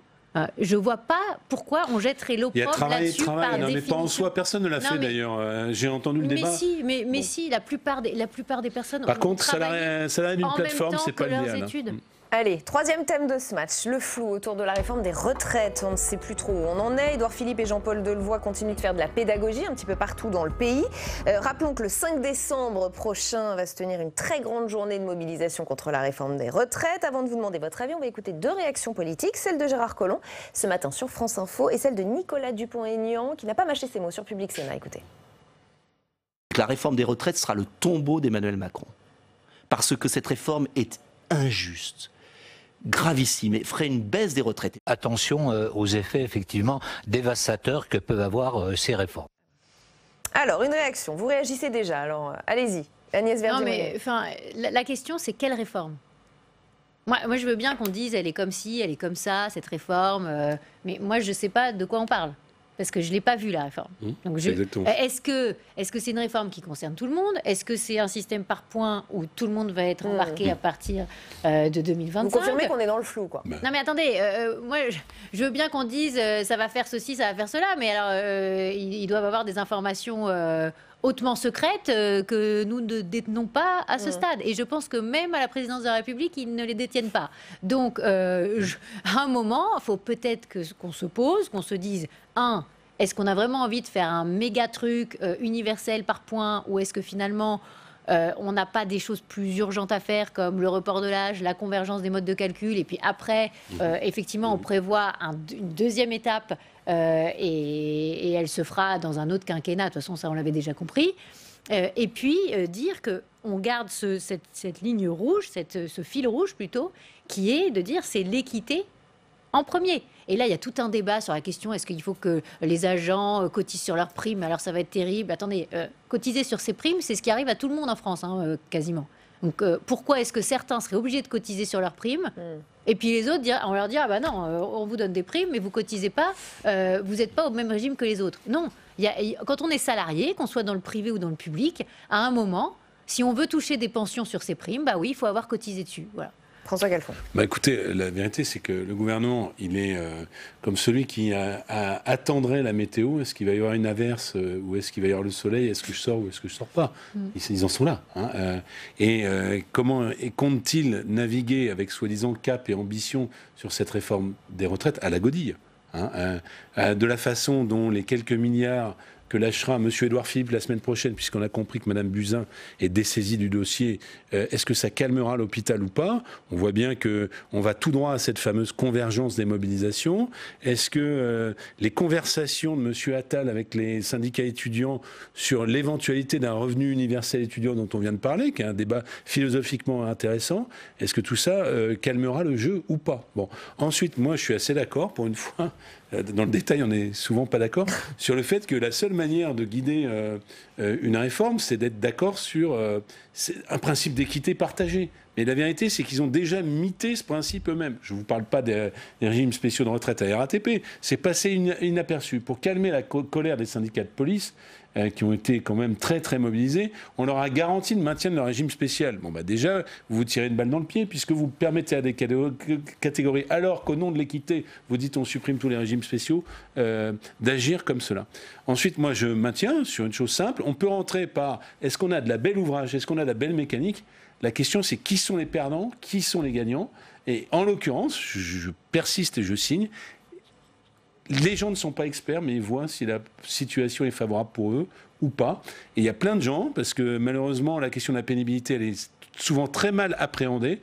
Il y a plein de gens qui vont se sentir de plus en plus vieux, de plus en plus précaires sur le marché du travail, avec une ligne d'horizon qui se repousse, c'est-à-dire la capacité à partir en retraite avec une retraite décente. Et ça, toute la technostructure... Et on s'arrêtera là. Ajoutons que sur la convergence des luttes, quelle que soit la réforme, même s'il n'y a pas de réforme, il va y avoir une convergence. Pourquoi? Parce qu'il y a un syndrome post-traumatique gilet jaune chez nos syndicats, nos gilets rouges, qui n'ont pas supporté ce qui s'est passé l'année dernière. Merci beaucoup à tous les deux d'avoir participé à ce match. Quoi qu'il arrive, ils feront un drame et malheureusement, on sera les perdants puisqu'on sera bloqués dans les transports. La suite d'Allons plus loin, c'est le grand débat. On va prendre le temps de comprendre cette détresse exprimée par les personnels hospitaliers aujourd'hui partout en France. On sait maintenant que l'exécutif va annoncer des décisions fortes.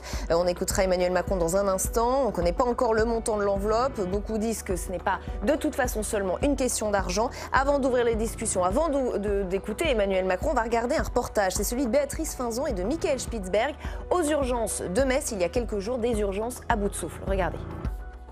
Nous sommes à 5 km du centre-ville de Metz, devant le centre hospitalier Merci. Ici, 75 000 patients sont accueillis chaque année. Or, 40% d'entre eux n'ont rien à y faire. Non, mais je vais voir sur le boulet. Je vous remercie bien. Merci, au revoir. Tu vois la gestion non, non, la gestion des lits, ils savent pas les lits. Ils savent rien. Mais ils se démerdent pas. Ah non, non, j'avais le boulet, j'ai pas le temps. Enfin, on va attendre ça. Ça bouge pas, non? Je préfère faire, ça ira plus vite. Monsieur Braun, vous êtes chef des services des urgences de l'hôpital de Merci. Aujourd'hui, gérer les urgences, être urgentiste, mais qu'est-ce que ça signifie en fait? Ça signifie un travail particulièrement pénible dans les conditions actuelles, conditions de surcharge des services d'urgence liées à un phénomène d'amont et d'aval. Trop de gens et pas assez de lits disponibles pour faire sortir nos patients. Donc c'est vrai que le métier est devenu plus pénible qu'il n'était. On imagine toujours les urgences comme un métier pénible par la gravité des patients qu'on prend en charge, mais là il devient pénible par des difficultés de fonctionnement et d'organisation. Nous avons de plus en plus de patients que nous prenons en charge parce que d'autres ne peuvent plus ou ne veulent plus les prendre en charge. Nous avons des patients qui relèvent de la médecine générale, qui quelque part n'ont rien à faire chez nous. Nous avons des patients qui devraient aller directement dans les services hospitaliers, des complications de chimiothérapie, des choses comme ça, qui n'ont pas à passer par les urgences. Or maintenant, c'est devenu le seul point quasiment d'entrée de l'hôpital, avec d'énormes difficultés pour hospitaliser les patients derrière, parce que nous n'avons pas assez de lits disponibles, donc finalement un embouteillage au niveau des urgences, qui sont à la jonction de deux mondes qui se côtoient et qui ont des dysfonctionnements, le monde de la médecine libérale de la ville et le monde de l'hôpital. Aujourd'hui, quel est son état d'esprit à ce personnel de santé ? Le personnel est épuisé, on a vraiment marre, il est épuisé physiquement, il est épuisé psychologiquement. Pourquoi psychologiquement ? Parce qu'on lui demande toujours plus et toujours plus de choses qu'il n'est pas prêt à faire, entre guillemets, ou pour lesquelles il n'est pas prévu. Épuisée, Marine fait partie de ce personnel soignant, souvent à bout. L'infirmière est arrivée aux urgences il y a 4 ans, c'est son premier poste et elle souhaite déjà changer.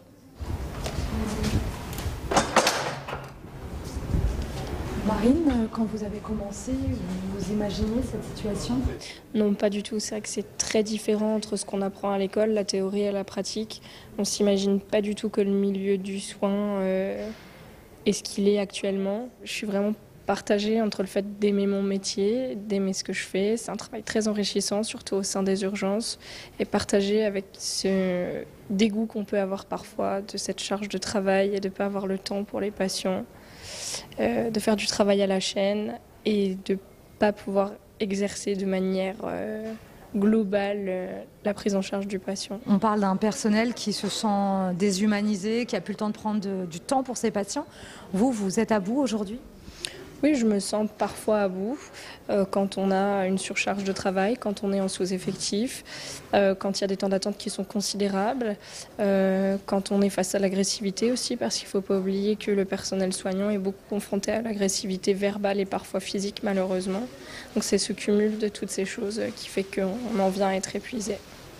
Il faudrait 40 lits disponibles chaque jour pour désengorger le service des urgences de Metz. Ici, c'est la priorité avant l'hiver, sinon le service ne pourra pas faire face. Voilà pour l'un des constats. Avec nous aujourd'hui pour ce grand débat, Frédérique Puissat, bienvenue. Vous êtes sénatrice LR de l'Isère, membre de la Commission des Affaires sociales. Michel Amiel, bienvenue à vous également. Sénateur La République En Marche des Bouches-du-Rhône, vice-président de la Commission des Affaires sociales, médecin de formation. Patrick Pelloux, bienvenue. Vous êtes médecin urgentiste à l'hôpital Necker, président de l'Association des médecins urgentistes de France. Et Philippe de Normandie, bienvenue à vous également. Vous êtes chirurgien en neuro-orthopédie, auteur d'un rapport sur l'accès aux soins des personnes handicapées. Avant de vous donner la parole, je voudrais qu'on écoute Emmanuel Macron, ça ne vous a pas échappé. Il était en déplacement à Épernay, il a fait une déclaration dans l'après-midi et il annonce des décisions fortes qui seront dévoilées précisément mercredi prochain. Écoutez. Tout ce qui a été fait par le gouvernement va donc dans le bon sens, mais j'ai demandé au gouvernement, à la ministre de la Santé, à plusieurs de ses collègues et sous l'autorité du Premier ministre, de travailler avec vigueur pour un plan d'action renforcé et des décisions fortes qui seront annoncées par le Premier ministre au sortir du Conseil des ministres de mercredi prochain. Ces décisions redonneront des marges de manœuvre financières, plus de moyens, mais pas seulement. C'est un plan, là aussi, beaucoup plus large qui doit répondre à la situation actuelle. Nous devons investir et assumer d'investir, plus fortement que nous n'avions au début envisagé de le faire, parce que la situation est encore plus grave que celle que nous avions analysée. Et on retrouve tout de suite Alice Bardot dans l'hémicycle du Sénat. Alice, ces déclarations d'Emmanuel Macron ont créé quelques remous dans l'hémicycle.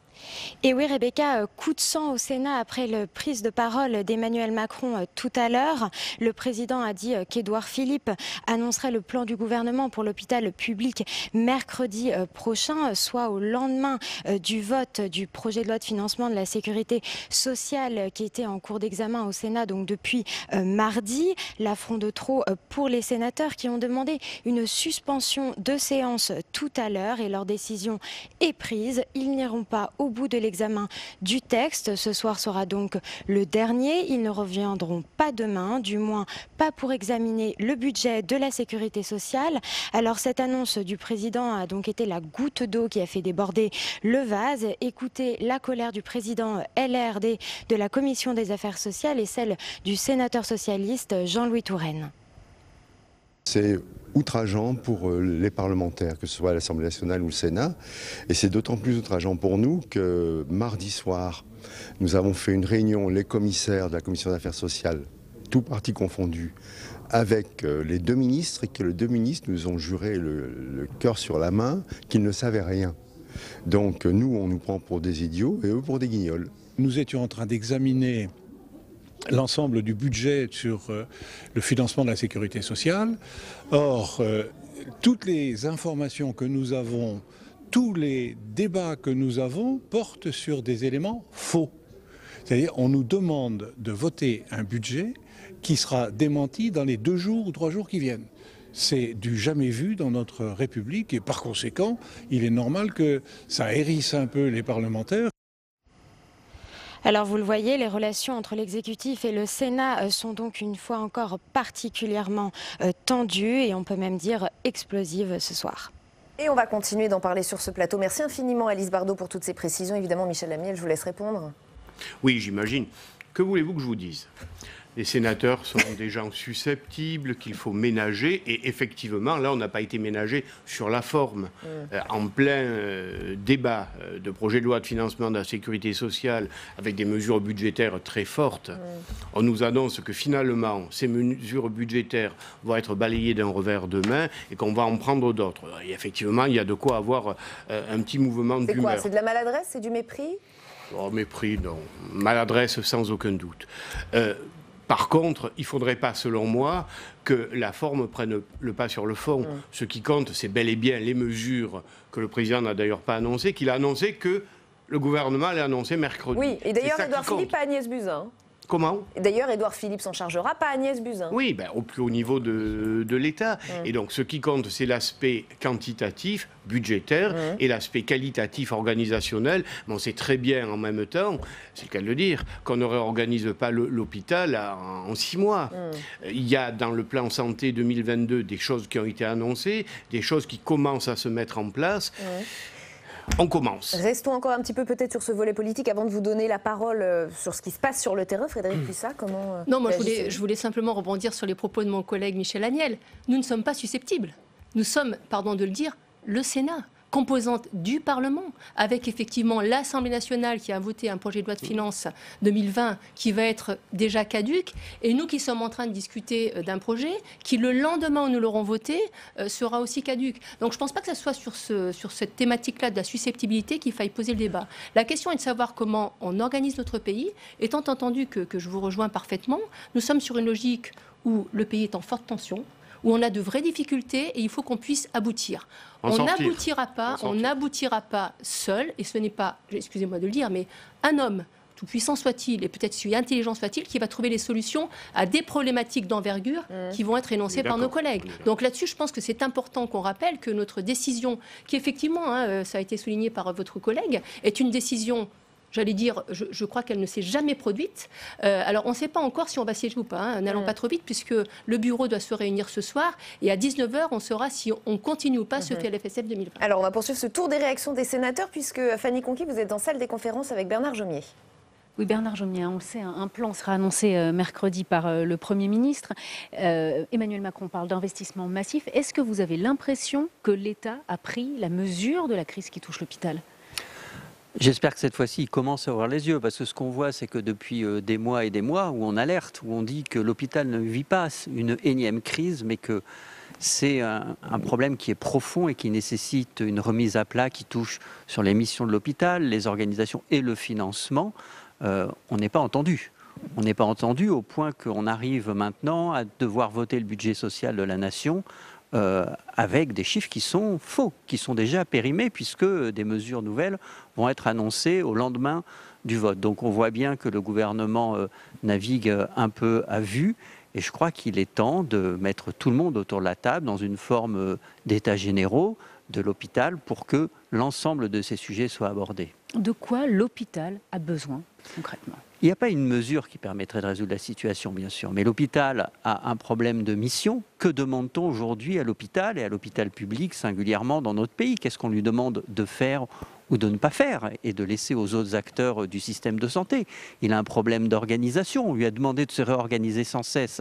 Mais dans le même temps, le modèle de gouvernance hôpital-entreprise institué il y a une petite dizaine d'années par la loi pose beaucoup de problèmes. Et c'est une des causes d'ailleurs de la fuite de beaucoup de médecins de l'hôpital public. C'est ces problèmes de gouvernance et d'organisation. Donc il faut revoir cette gouvernance. Et puis enfin les financements.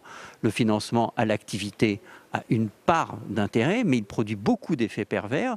Il faut le revoir. Et le rythme qui était enclenché parce que la ministre a pris conscience de ces problèmes est beaucoup trop lent. Ma santé 2022, non, oui, mais on est en 2019. Et il y a apporté des réponses dès 2019. Donc moi j'appelle à ce qu'il y ait véritablement des états généraux de l'hôpital, que la ministre mette autour de la table l'ensemble des acteurs pour étudier l'ensemble des problèmes. Merci Bernard Jomier d'avoir répondu à mes questions. Merci beaucoup Fanny et merci à Bernard Jomier. Patrick Pelot, une réaction. Il appelle à des états généraux de l'hôpital. Est-ce que Il y en a déjà eu. Il y en a déjà eu, ça n'a servi à rien. Donc on va oublier ça. Moi je pense qu'il faut mettre autour de la table, parce que là maintenant, donc, vous confirmez que c'est une crise politique. C'est une crise politique, une vraie. Comment ça pouvait être autrement, ça me paraît difficile, vu les enjeux par rapport à la santé des Françaises et des Français. Donc on est à une crise politique. Moi je pense qu'il faut plus réfléchir, si on prend des références historiques, à un Grenelle qui regrouperait l'ensemble des syndicats, l'ensemble des parlementaires, les sénateurs, les députés, comme Thomas Mesnier qui connaît parfaitement le dossier sur les urgences. Et une fois qu'on se met d'accord sur ce que l'on veut, sur l'importance du service public, on débloque les moyens. Moi, je rejoins ce que vous venez de dire. Je ne crois pas à l'homme solitaire en haut de sa colline qui dit en même temps je vous serre la vis, en même temps je vous desserre la vis, etc. J'y crois pas. Je pense que le sujet est suffisamment grave pour faire confiance aux élus du peuple, au Sénat, à l'Assemblée nationale, pour trouver les solutions avec les partenaires sociaux. Il faut faire une grande réunion. Il n'y a pas assez de débats, il n'y a pas assez de... Parce qu'on a proposé des choses, hein, la renégociation de la dette des hôpitaux qui coûte une blinde, comme c'est pas permis, enlever la taxe des salaires qui pèse sur les salaires de la seule fonction publique hospitalière. Donc ça, c'est encore... Donc il y a des jeux d'argent à avoir. Et puis, il y a le problème des salaires, qui est une vraie réalité. On le disait avant de commencer l'émission, c'est une vraie réalité. Vous ne pouvez pas vivre quand vous êtes aide-soignante et avec la charge de travail qu'on vous donne, avec des salaires qui sont entre 1002 et 1004. C'est pas possible. Les infirmières, les salaires sont trop bas. 26e rang des salaires de l'OCDE. C'est pas tenable, surtout dans des grandes agglomérations avec le coût de la vie. L'évolution salariale des médecins hospitaliers par rapport aux médecins du privé... mais c'est deux mondes, ça n'a rien à voir. Bon. Donc du coup, ça a lieu à l'attractivité. Il y a une évolution sociologique, juste un mot, une évolution sociologique où tout le monde passe à côté. C'est que maintenant, dans l'hôpital, vous avez ceux qui ont la permanence des soins, le travail de nuit, le travail des week-ends, la pénibilité sur les blocs, la nuit, etc. Et ceux qui ont des horaires qui sont beaucoup plus... et qui font un travail important, c'est pas ce que je dis, ils font un travail important, mais ils n'ont pas la contrainte autant. Donc il y a deux mondes. Donc il y a tout ça à parler. Il y a tout ça à parler, et c'est ce qui fait... Et puis bien sûr, donner les moyens. On a fermé beaucoup trop de lits d'hospitalisation. Donc on a Emmanuel Macron qui nous annonce un plan d'envergure la semaine prochaine. Qu'est-ce qu'il faut en attendre, Philippe de Normandie ? Je pense que le sujet le plus important, c'est qu'est-ce qu'on veut et comment on le partage. Et je pense que cette crise, je ne sais pas si elle est politique, mais cette crise, en tout cas, les gens dans la rue, il y a les internes, les infirmières, il y a tout le monde. On appellerait ça une crise holistique, tout le secteur. Ça prouve bien qu'on est arrivé au bout d'un système. Il faut qu'on réinterroge notre système. Il faut qu'on le réinterroge sur quelles sont ses missions, quel sens on veut donner. Parce qu'on voit bien, c'est frappant, tous les professionnels, du jeune au plus vieux, ils disent qu'il y a une perte de sens. Qu'est-ce que c'est le sens qui fait qu'à un moment donné, vous venez plus à reculons en bossant. Comment on travaille avec les autres? Comment on remet de la proximité? Comment on repense de la proximité? On voit bien qu'il y a un sujet de territoire, de proximité. Arrêtons de penser que tout est pareil partout. Donc on a quelques grands principes sur lesquels il faut qu'on réfléchisse. Et puis ensuite, on verra, pour répondre à ces enjeux, ces principes, il y a de multiples actions concrètes. Mais je crois qu'il ne faut pas non plus qu'on se trompe.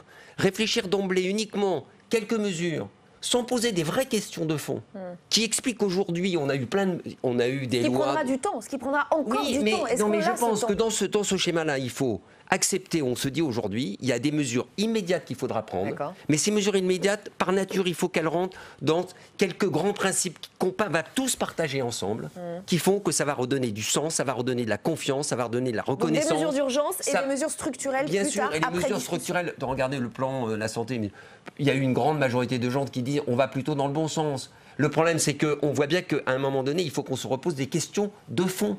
Est-ce qu'aujourd'hui, le statut de l'hôpital, dans son mode de fonctionnement, dans son mode de gestion, on parlait des différentes lois, est-ce qu'elle permet de donner cette souplesse, ce fait que les gens, ensemble, puissent travailler en fonction de leur proximité? Donc c'est évident qu'il y a une certain nombre de mesures très concrètes qu'il faut faire. Je suis tout à fait d'accord, sur les salaires, je faisais partie de la mission El Khomri. Quand je vois les difficultés qu'ont les aides-soignantes et les auxiliaires de vie, on ne peut pas en rester là. Il faut qu'on prenne des mesures. Mais en même temps, il faut que ces mesures... Voilà, on puisse partager. Je pense qu'on a une opportunité exceptionnelle parce que ça va tellement mal que collectivement, on appelle ça les parties prenantes, les politiques, les usagers et les professionnels, je pense qu'on est arrivé au moment où on est capable, alors je ne sais pas si c'est le Grenelle, mais il faut qu'on ait cet enjeu, cette ambition pour ensemble refonder ce système. Les mesures d'urgence, elles sont financières. Il ne faut pas se cacher derrière le petit doigt. Augmenter les salaires, rendre l'hôpital plus attractif en matière de personnel, ça passera par mettre des budgets. Combien? Attendez, je vais vous donner un chiffre qui, bien évidemment, ne couvre pas la totalité, mais c'est le chiffre qu'on a évoqué tout à l'heure avec Patrick. L'augmentation de 100 € du personnel infirmier, ça représente un budget d'1,3 milliard. Juste pour les infirmières? 100 € pour les infirmières. 100 €. Voilà, c'est un chiffre, mais c'est une goutte d'eau. C'est une goutte d'eau par rapport à ce qu'il faut. Parce que le problème des urgences, que je connais pas trop mal non plus, les lits d'aval. Mais s'il n'y a pas le personnel pour les faire retourner, vous pouvez créer tous les lits d'aval que vous voulez. Et je vais plus loin, vous pouvez ouvrir des postes à la vacance, comme on dit en termes techniques. Si le personnel n'est pas là, le personnel n'est pas là. Après, d'une façon plus structurelle, pour moi, je le dis sans pointer quiconque, mais la loi 2009 HPST a été une catastrophe. Total. De qui? Une loi de qui? Bachelot. La loi Bachelot, c'était la droite qui était au pouvoir. Mais on n'est pas en train de se renvoyer quoi que ce soit. On est en train de se dire il y a des modèles qui n'ont pas marché et essayons de gérer ensemble les responsabilités. Mais je crois quand même qu'il faut rendre au médical, et n'y voyez pas une question d'hégémonie du pouvoir. Moi, je suis désolé, mais qu'un hôpital soit géré uniquement d'une façon comptable, et c'est quand même un peu le cas aujourd'hui, qu'on le veuille ou qu'on ne le veuille pas, c'est inacceptable. La T2A, alors la T2A, c'est la loi tarification à l'acte, qui a eu peut-être une nécessité à un moment donné. C'est M. Mattei qui l'a porté cette loi. C'était en 2007, écoutez bien, dans le cadre de la loi Hôpital 2007. Donc déjà, c'était une loi Hôpital. Alors effectivement, il y avait des dérives de la rémunération budgétaire. Maintenant, il y a des dérives de la T2A. Bien sûr. On va peut-être laisser répondre Frédérique Puissat sur les accusations, entre guillemets, de cette loi Bachelot qui a peut-être aggravé les choses. Je ne les prends pas comme ça, d'autant plus que le président Millon, nous avons reçu cet après-midi, d'ailleurs c'était aussi une première, les manifestants en séance de PLFSS, ça ne s'est jamais fait au Sénat, et quand le président Millon est rentré dans l'hémicycle, il a reconnu effectivement qu'on assumait une responsabilité collective en la matière. Et je crois que le pays est suffisamment sous tension à bien des niveaux pour pas qu'on en rajoute. En même temps, moi, je voulais revenir sur les enjeux de mesures d'urgence. Pardon de le dire aussi, mais des mesures d'urgence, il y a quelques semaines en arrière, elles ont été annoncées. On a annoncé 750 millions d'euros. Ça veut dire qu'à un moment donné, que le président de la République, que la ministre seule arrive devant le micro en disant voilà, on va faire ci, on va faire ça, ça va coûter 750 millions d'euros, ça ne suffit pas. Donc, moi, ce que je rejoins par rapport à vos propos, ce que j'ai envie de reprendre, c'est le ensemble. Et essayons de construire ensemble rapidement, en confiance. Et je crois surtout qu'il faut essayer d'éviter les effets d'annonce. On ne peut pas considérer dans un gouvernement que tout est cause publique et que tout est grande cause publique. Et je crois que c'est un petit peu ça aussi le défaut de ce gouvernement. On a le sentiment que dès qu'il y a un problème, ça devient une grande cause publique. Je crois qu'on est tous d'accord pour se dire que les hôpitaux, la santé, c'est une grande cause publique. Sauf que moi j'ai l'impression quand Emmanuel Macron annonce des mesures pour la semaine prochaine, c'est pas ensemble, c'est pas avec vous aussi. Ah non, personne n'est au courant de ce qu'il va annoncer. Et il n'y aura pas de concertation d'ici à mercredi prochain. Mais non, il n'y aura aucune concertation. Le truc, ce que vous venez de dire fort justement, quand d'un coup Agnès Buzyn annonce 750 millions d'euros, ce qu'il faut comprendre, c'est que ce n'était pas de l'argent en plus, c'est de l'argent redistribué. Donc on prend aux uns pour donner aux autres, en l'occurrence aux urgences. Et sur cette somme, et nous on a été très critiques, il y a la création d'un service d'accès aux soins, un service téléphonique qui va chapeauter les... Donc c'était assez flou. Là ça prend forme, on comprend vers où ils veulent aller. C'est-à-dire qu'en gros, c'est-à-dire qu'en gros on irait vers un numéro, enfin, un seul numéro d'urgence en France, le 112, que les Françaises et Français appelleraient pour que, quel que soit le problème urgent. Et là, vous auriez une interconnexion, un travail commun entre police, gendarmerie, pompiers, SAMU, d'accord ? Et puis un numéro santé, d'accord ? Donc il n'y aurait plus que 2 numéros. Moi, je suis assez pour la simplification des systèmes, etc. Mais... quand on regarde ce projet qui est ambitieux de Thomas Mesnier, c'est un projet ambitieux mais très intéressant à comprendre, ça va manquer de moyens. C'est là où d'un coup on peut avoir de bonnes propositions, mais ce que vous disiez tout à l'heure, il faut de l'argent en plus. Mais le drame qu'on a, parce que ce que disait Philippe de Normandie est juste, aujourd'hui, à l'assistance publique hôpitaux de Paris, vous avez 900 lits qui sont fermés par manque de personnel. Alors nous voilà avec une ambiguïté absolument géniale. Nous avons 10 millions de chômeurs. Voilà des métiers passionnants parce que c'est des métiers humanistes qui portent des valeurs nobles de la relation humaine, d'aide à l'autre. Personne ne veut les faire. Donc on a vraiment des ambiguïtés dans ce pays. Et en effet, comme vous disiez, c'est d'abord et avant tout un problème de grille salariale et de progression dans les carrières, bien sûr. Je pense qu'il y a un problème de moyens. Je pense que derrière ça, il faut en même temps qu'on arrive à balayer un peu sur tout ce qui est inutile. Et enfin, il y a un sujet de la pertinence. Je veux dire, les moyens, il y a également à se réinterroger comment on peut se redonner les moyens dans les systèmes existants. Il y a quand même il y a l'hôpital qui est en crise à certains endroits, à d'autres endroits il fonctionne. Et il y a des établissements, je pense aux ESPIC, par exemple, qui fonctionnent bien. Donc en même temps, il faut se dire qu'il y a des exemples et il y a des réflexions à les prendre ailleurs.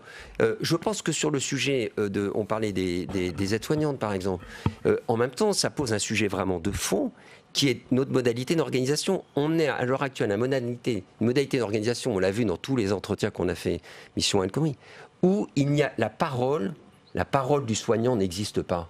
Elle ne tient plus compte. Vous avez, que ce soit l'aide-soignante, le péage de base, il ne participe plus à la réflexion. Il n'est plus écouté. Il a perdu son sens. Et nos organisations, ne savent plus redonner ces notions d'équipe. C'est un truc de dingue. Les équipes n'existent plus. C'est un faux sujet. Quand vous demandez aux infirmières, aux internes, etc., aux docteurs, c'est quoi la réalité de l'équipe ?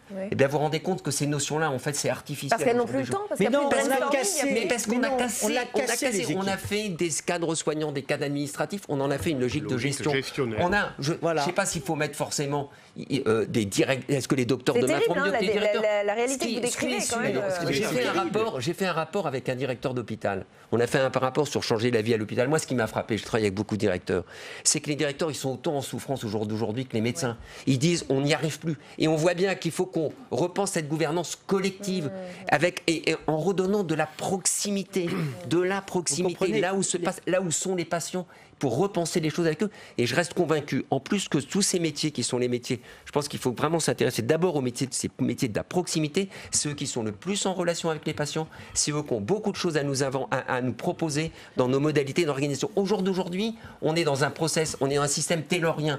Votre toilette, ça doit prendre 7 minutes. Non, organisez-vous, réfléchissons autrement. Et je pense que cette crise il faut qu'on ait le courage, en dehors de mesures ponctuelles, rapides, qui vont coûter de l'argent, qu'on aille jusqu'au bout. Posons-nous les vraies questions, parce qu'on voit bien qu'on est au bout du système. C'est intéressant que vous disiez ça, et juste avant de poursuivre, je voudrais qu'on écoute quand même quelques manifestants, puisque nos journalistes se sont promenés dans les cortèges cet après-midi, et on leur a demandé justement, est-ce que tout cela n'est vraiment qu'une question d'argent ? Écoutez ce qu'ils répondent. Moi, je suis médecin, et ce que je veux, c'est des infirmiers, des aides-soignants au lit du malade. C'est ça qui compte. Le reste, ça n'a aucune importance. Traduisez ça en argent, je ne sais pas. C'est pas mon boulot. C'est forcément une question d'argent, parce que si on veut embaucher, il faut de l'argent. Là, il y a eu l'Ondam qui a été voté en premier vote à 2,1. La Cour des comptes demande 4,4 pour être correctement. La CGT demande 5%. Donc oui, c'est une question d'argent parce que s'il y a une augmentation de salaire, ça veut dire que derrière, les hôpitaux, ils devront débaucher du personnel. Donc c'est pas possible. On veut une augmentation de salaire, plus de personnel et des moyens matériels, pouvoir travailler correctement, humainement. Voilà. Et Emmanuel Macron l'a dit lui-même dans sa déclaration, ce n'est pas qu'une question d'argent. Michel Amiel. Non, c'est une question, comme l'a dit M. de Normandie, c'est une question humaine de management, mais au sens noble du mot. On ne peut plus réduire la relation médecin-patient à une espèce de système organisationnel où on a décidé que une prise de sang, c'est l'infirmier qui nous le disait, qu'on a reçu tout à l'heure, une prise de sang, ça doit durer 5 minutes. Alors, l'acte technique, ça dure 5 minutes, mais quand on reçoit aux urgences, moi j'étais urgentiste, mais en 75, voilà, ça a changé. Oui, mais ça a énormément, Marseille, Hôtel-Dieu, ça a énormément changé, toutes ces choses-là. Mais il y avait de la vraie relation humaine. Aujourd'hui, on sent véritablement une obsession de la gestion et du fric. Excusez-moi la trivialité de l'expression. Le drame, c'est qu'avant, on ne va pas dire que c'était mieux avant, parce que l'évolution et la modernité, le monde évolue, évidemment. Mais l'hôpital, c'est profondément humain, c'est la relation humaine. Or, on a voulu appliquer des structurations et une pensée de production de soins qui ne correspond pas à l'hôpital. C'est la loi Bachelot qui est une ânerie totale. D'accord ? Et faute à Touraine de ne pas l'avoir abrogée. Bon. Et alors, le problème qu'il y a, c'est que d'un coup, la proximité n'existe plus. Donc du coup, en effet, comme disait Philippe de Normandie, les cadres avant qui encadraient, qui aidaient les jeunes, qui encadraient les infirmières, qui voyaient la souffrance chez tel aide-soignant, qui amélioraient les relations entre les médecins et tout a disparu. Ce qui fait que plus personne n'est responsable. Et là, pour parler par exemple de l'assistance publique, on avait les pôles, c'est un carnage total en termes de management, d'accord ? Là, on vient de faire des mégapôles. C'est-à-dire que vous avez des médecins, des directeurs médicaux universitaires qui deviennent directeurs d'un truc qui est plus gros que certains hôpitaux en France. Donc au lieu de revenir à l'échelle humaine, on a agrandi l'échelle. Agrandi, et du coup, d'un coup, quand vous regardez, parce que ce qui est intéressant, c'est de comparer, puisque sans arrêt on nous compare au privé, de voir ce que font les grands systèmes, les grandes entreprises. Et bien vous apercevez que redescendre sur du management de proximité, pour être bienveillant, avec ce mot-là important. Le mot bienveillant à l'hôpital, il est écartelé pour devenir burn-out, d'accord ? Mais à chaque fois, on vous le sort en disant on va vous faire une madame qualité, et il y a une madame qualité qui apparaît, qui est généralement plus perverse que les autres, et d'un coup on lui dit c'est elle qui va faire la bienveillance. Ça ne marche plus, et du coup il y a un ras-le-bol profond des personnels. Frédéric Puissat. Non, moi je voulais simplement revenir sur les enjeux financiers qui effectivement ne sont pas les seuls, mais quand même un petit peu. Juste dire qu'on peut quand même se féliciter de deux choses. On en a parlé tout à l'heure. La manifestation s'est bien passée. Et on peut mesurer combien l'engagement de ce personnel est fort. Et même si effectivement on a des carences, on a quand même des gens qui sont très investis dans leur travail. Et je trouve que ça, c'est une richesse qu'il faut qu'on souligne. Après, sur les enjeux financiers, je tiens quand même à le souligner, qu'il y a quand même des choix politiques qui sont forts. Quand le gouvernement fait le choix de supprimer la taxe d'habitation, même si on n'est pas sur le même budget, 26 milliards d'euros. Donc ça veut dire qu'à un moment donné, il faut qu'on se dise c'est une priorité, on y travaille ensemble avec le Parlement, c'est le vrai débat d'aujourd'hui, mais avec effectivement une priorité qui est vraiment une priorité financière sur ce sujet-là. Michel Amiel. Juste réagir sur ce point, je suis d'accord, il y a de vrais choix politiques, il faut les assumer, ça c'est le problème de fond. Je reprends ce que disait M. de Normandie, ça me paraît important. Cet argent, ces milliards, ça va se chiffrer en milliards, il ne faut pas se raconter des histoires, il va bien falloir le trouver quelque part. Et là, il me semble qu'il y a quand même une urgence, c'est un peu mon dada, allez, c'est la pertinence des soins. D'après des chiffres qui sont bien sûr difficiles à vérifier, 20% des actes sont inutiles ou redondants. Et à cause de quoi ? Comment ça ? À cause que chacun... Alors, il y a plein de causes, mais je vais prendre un exemple concret. Et il ne faut surtout pas monter la ville contre l'hôpital, mais ce décloisonnement ville-hôpital, ça fait 35 ans que j'en entends parler, il n'existe pas. Vous rentrez à l'hôpital pour une intervention, une hernie discale, avec ça de dossier, peu ou prou, on vous refait tout. Ah oui. Est-ce vraiment nécessaire ? Le dossier médical partagé peut jouer un rôle là-dessus. Encore faut-il que les professionnels de santé, qu'ils soient médecins de ville, généralistes, spécialistes ou hospitaliers, jouent un petit peu le jeu. Et ça rejoint ce qu'on disait, au-delà de la responsabilité des politiques, c'est une responsabilité globale. Il faut qu'ensemble, on arrive à renverser la situation, sinon on va au clash. Et je précise qu'il nous reste moins de 2 minutes. Non, mais je pense que ça rejoint la logique du paiement à l'acte. Nous avons à l'heure actuelle un mode de financement qui est désuet, qui entraîne, inflationniste, qui est inflationniste, qui est dans le curatif dur, absolument pas dans la prévention, absolument pas dans la prévention, et qui fait qu'il sélectionne en plus les bons patients. J'ai fait un rapport sur l'accès à la santé des personnes handicapées.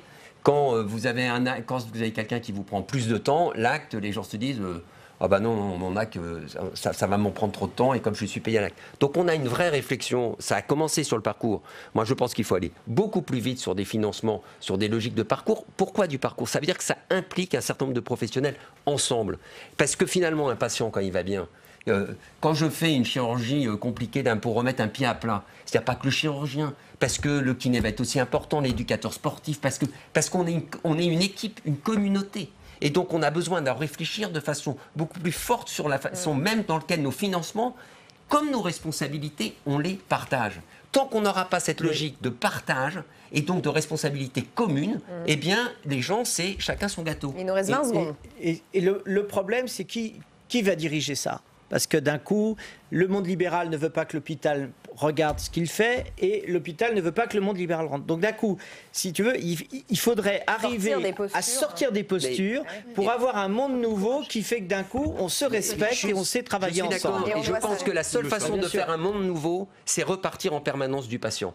Parce que nos corporatistes nous enferment. Repartons du patient et nous sommes capables, ensemble, je suis d'accord avec vous, madame, de recréer ce monde nouveau que tout le monde espère parce qu'il y a encore beaucoup de gens qui y croient. La preuve, cette manifestation, les gens y sont dedans et il y a plein de jeunes. Paroles. Merci infiniment à tous les 4 d'avoir participé à ce grand débat ce soir sur Public Sénat. Demain, 7h30, vous retrouvez Oriane Mancini dans Bonjour chez vous.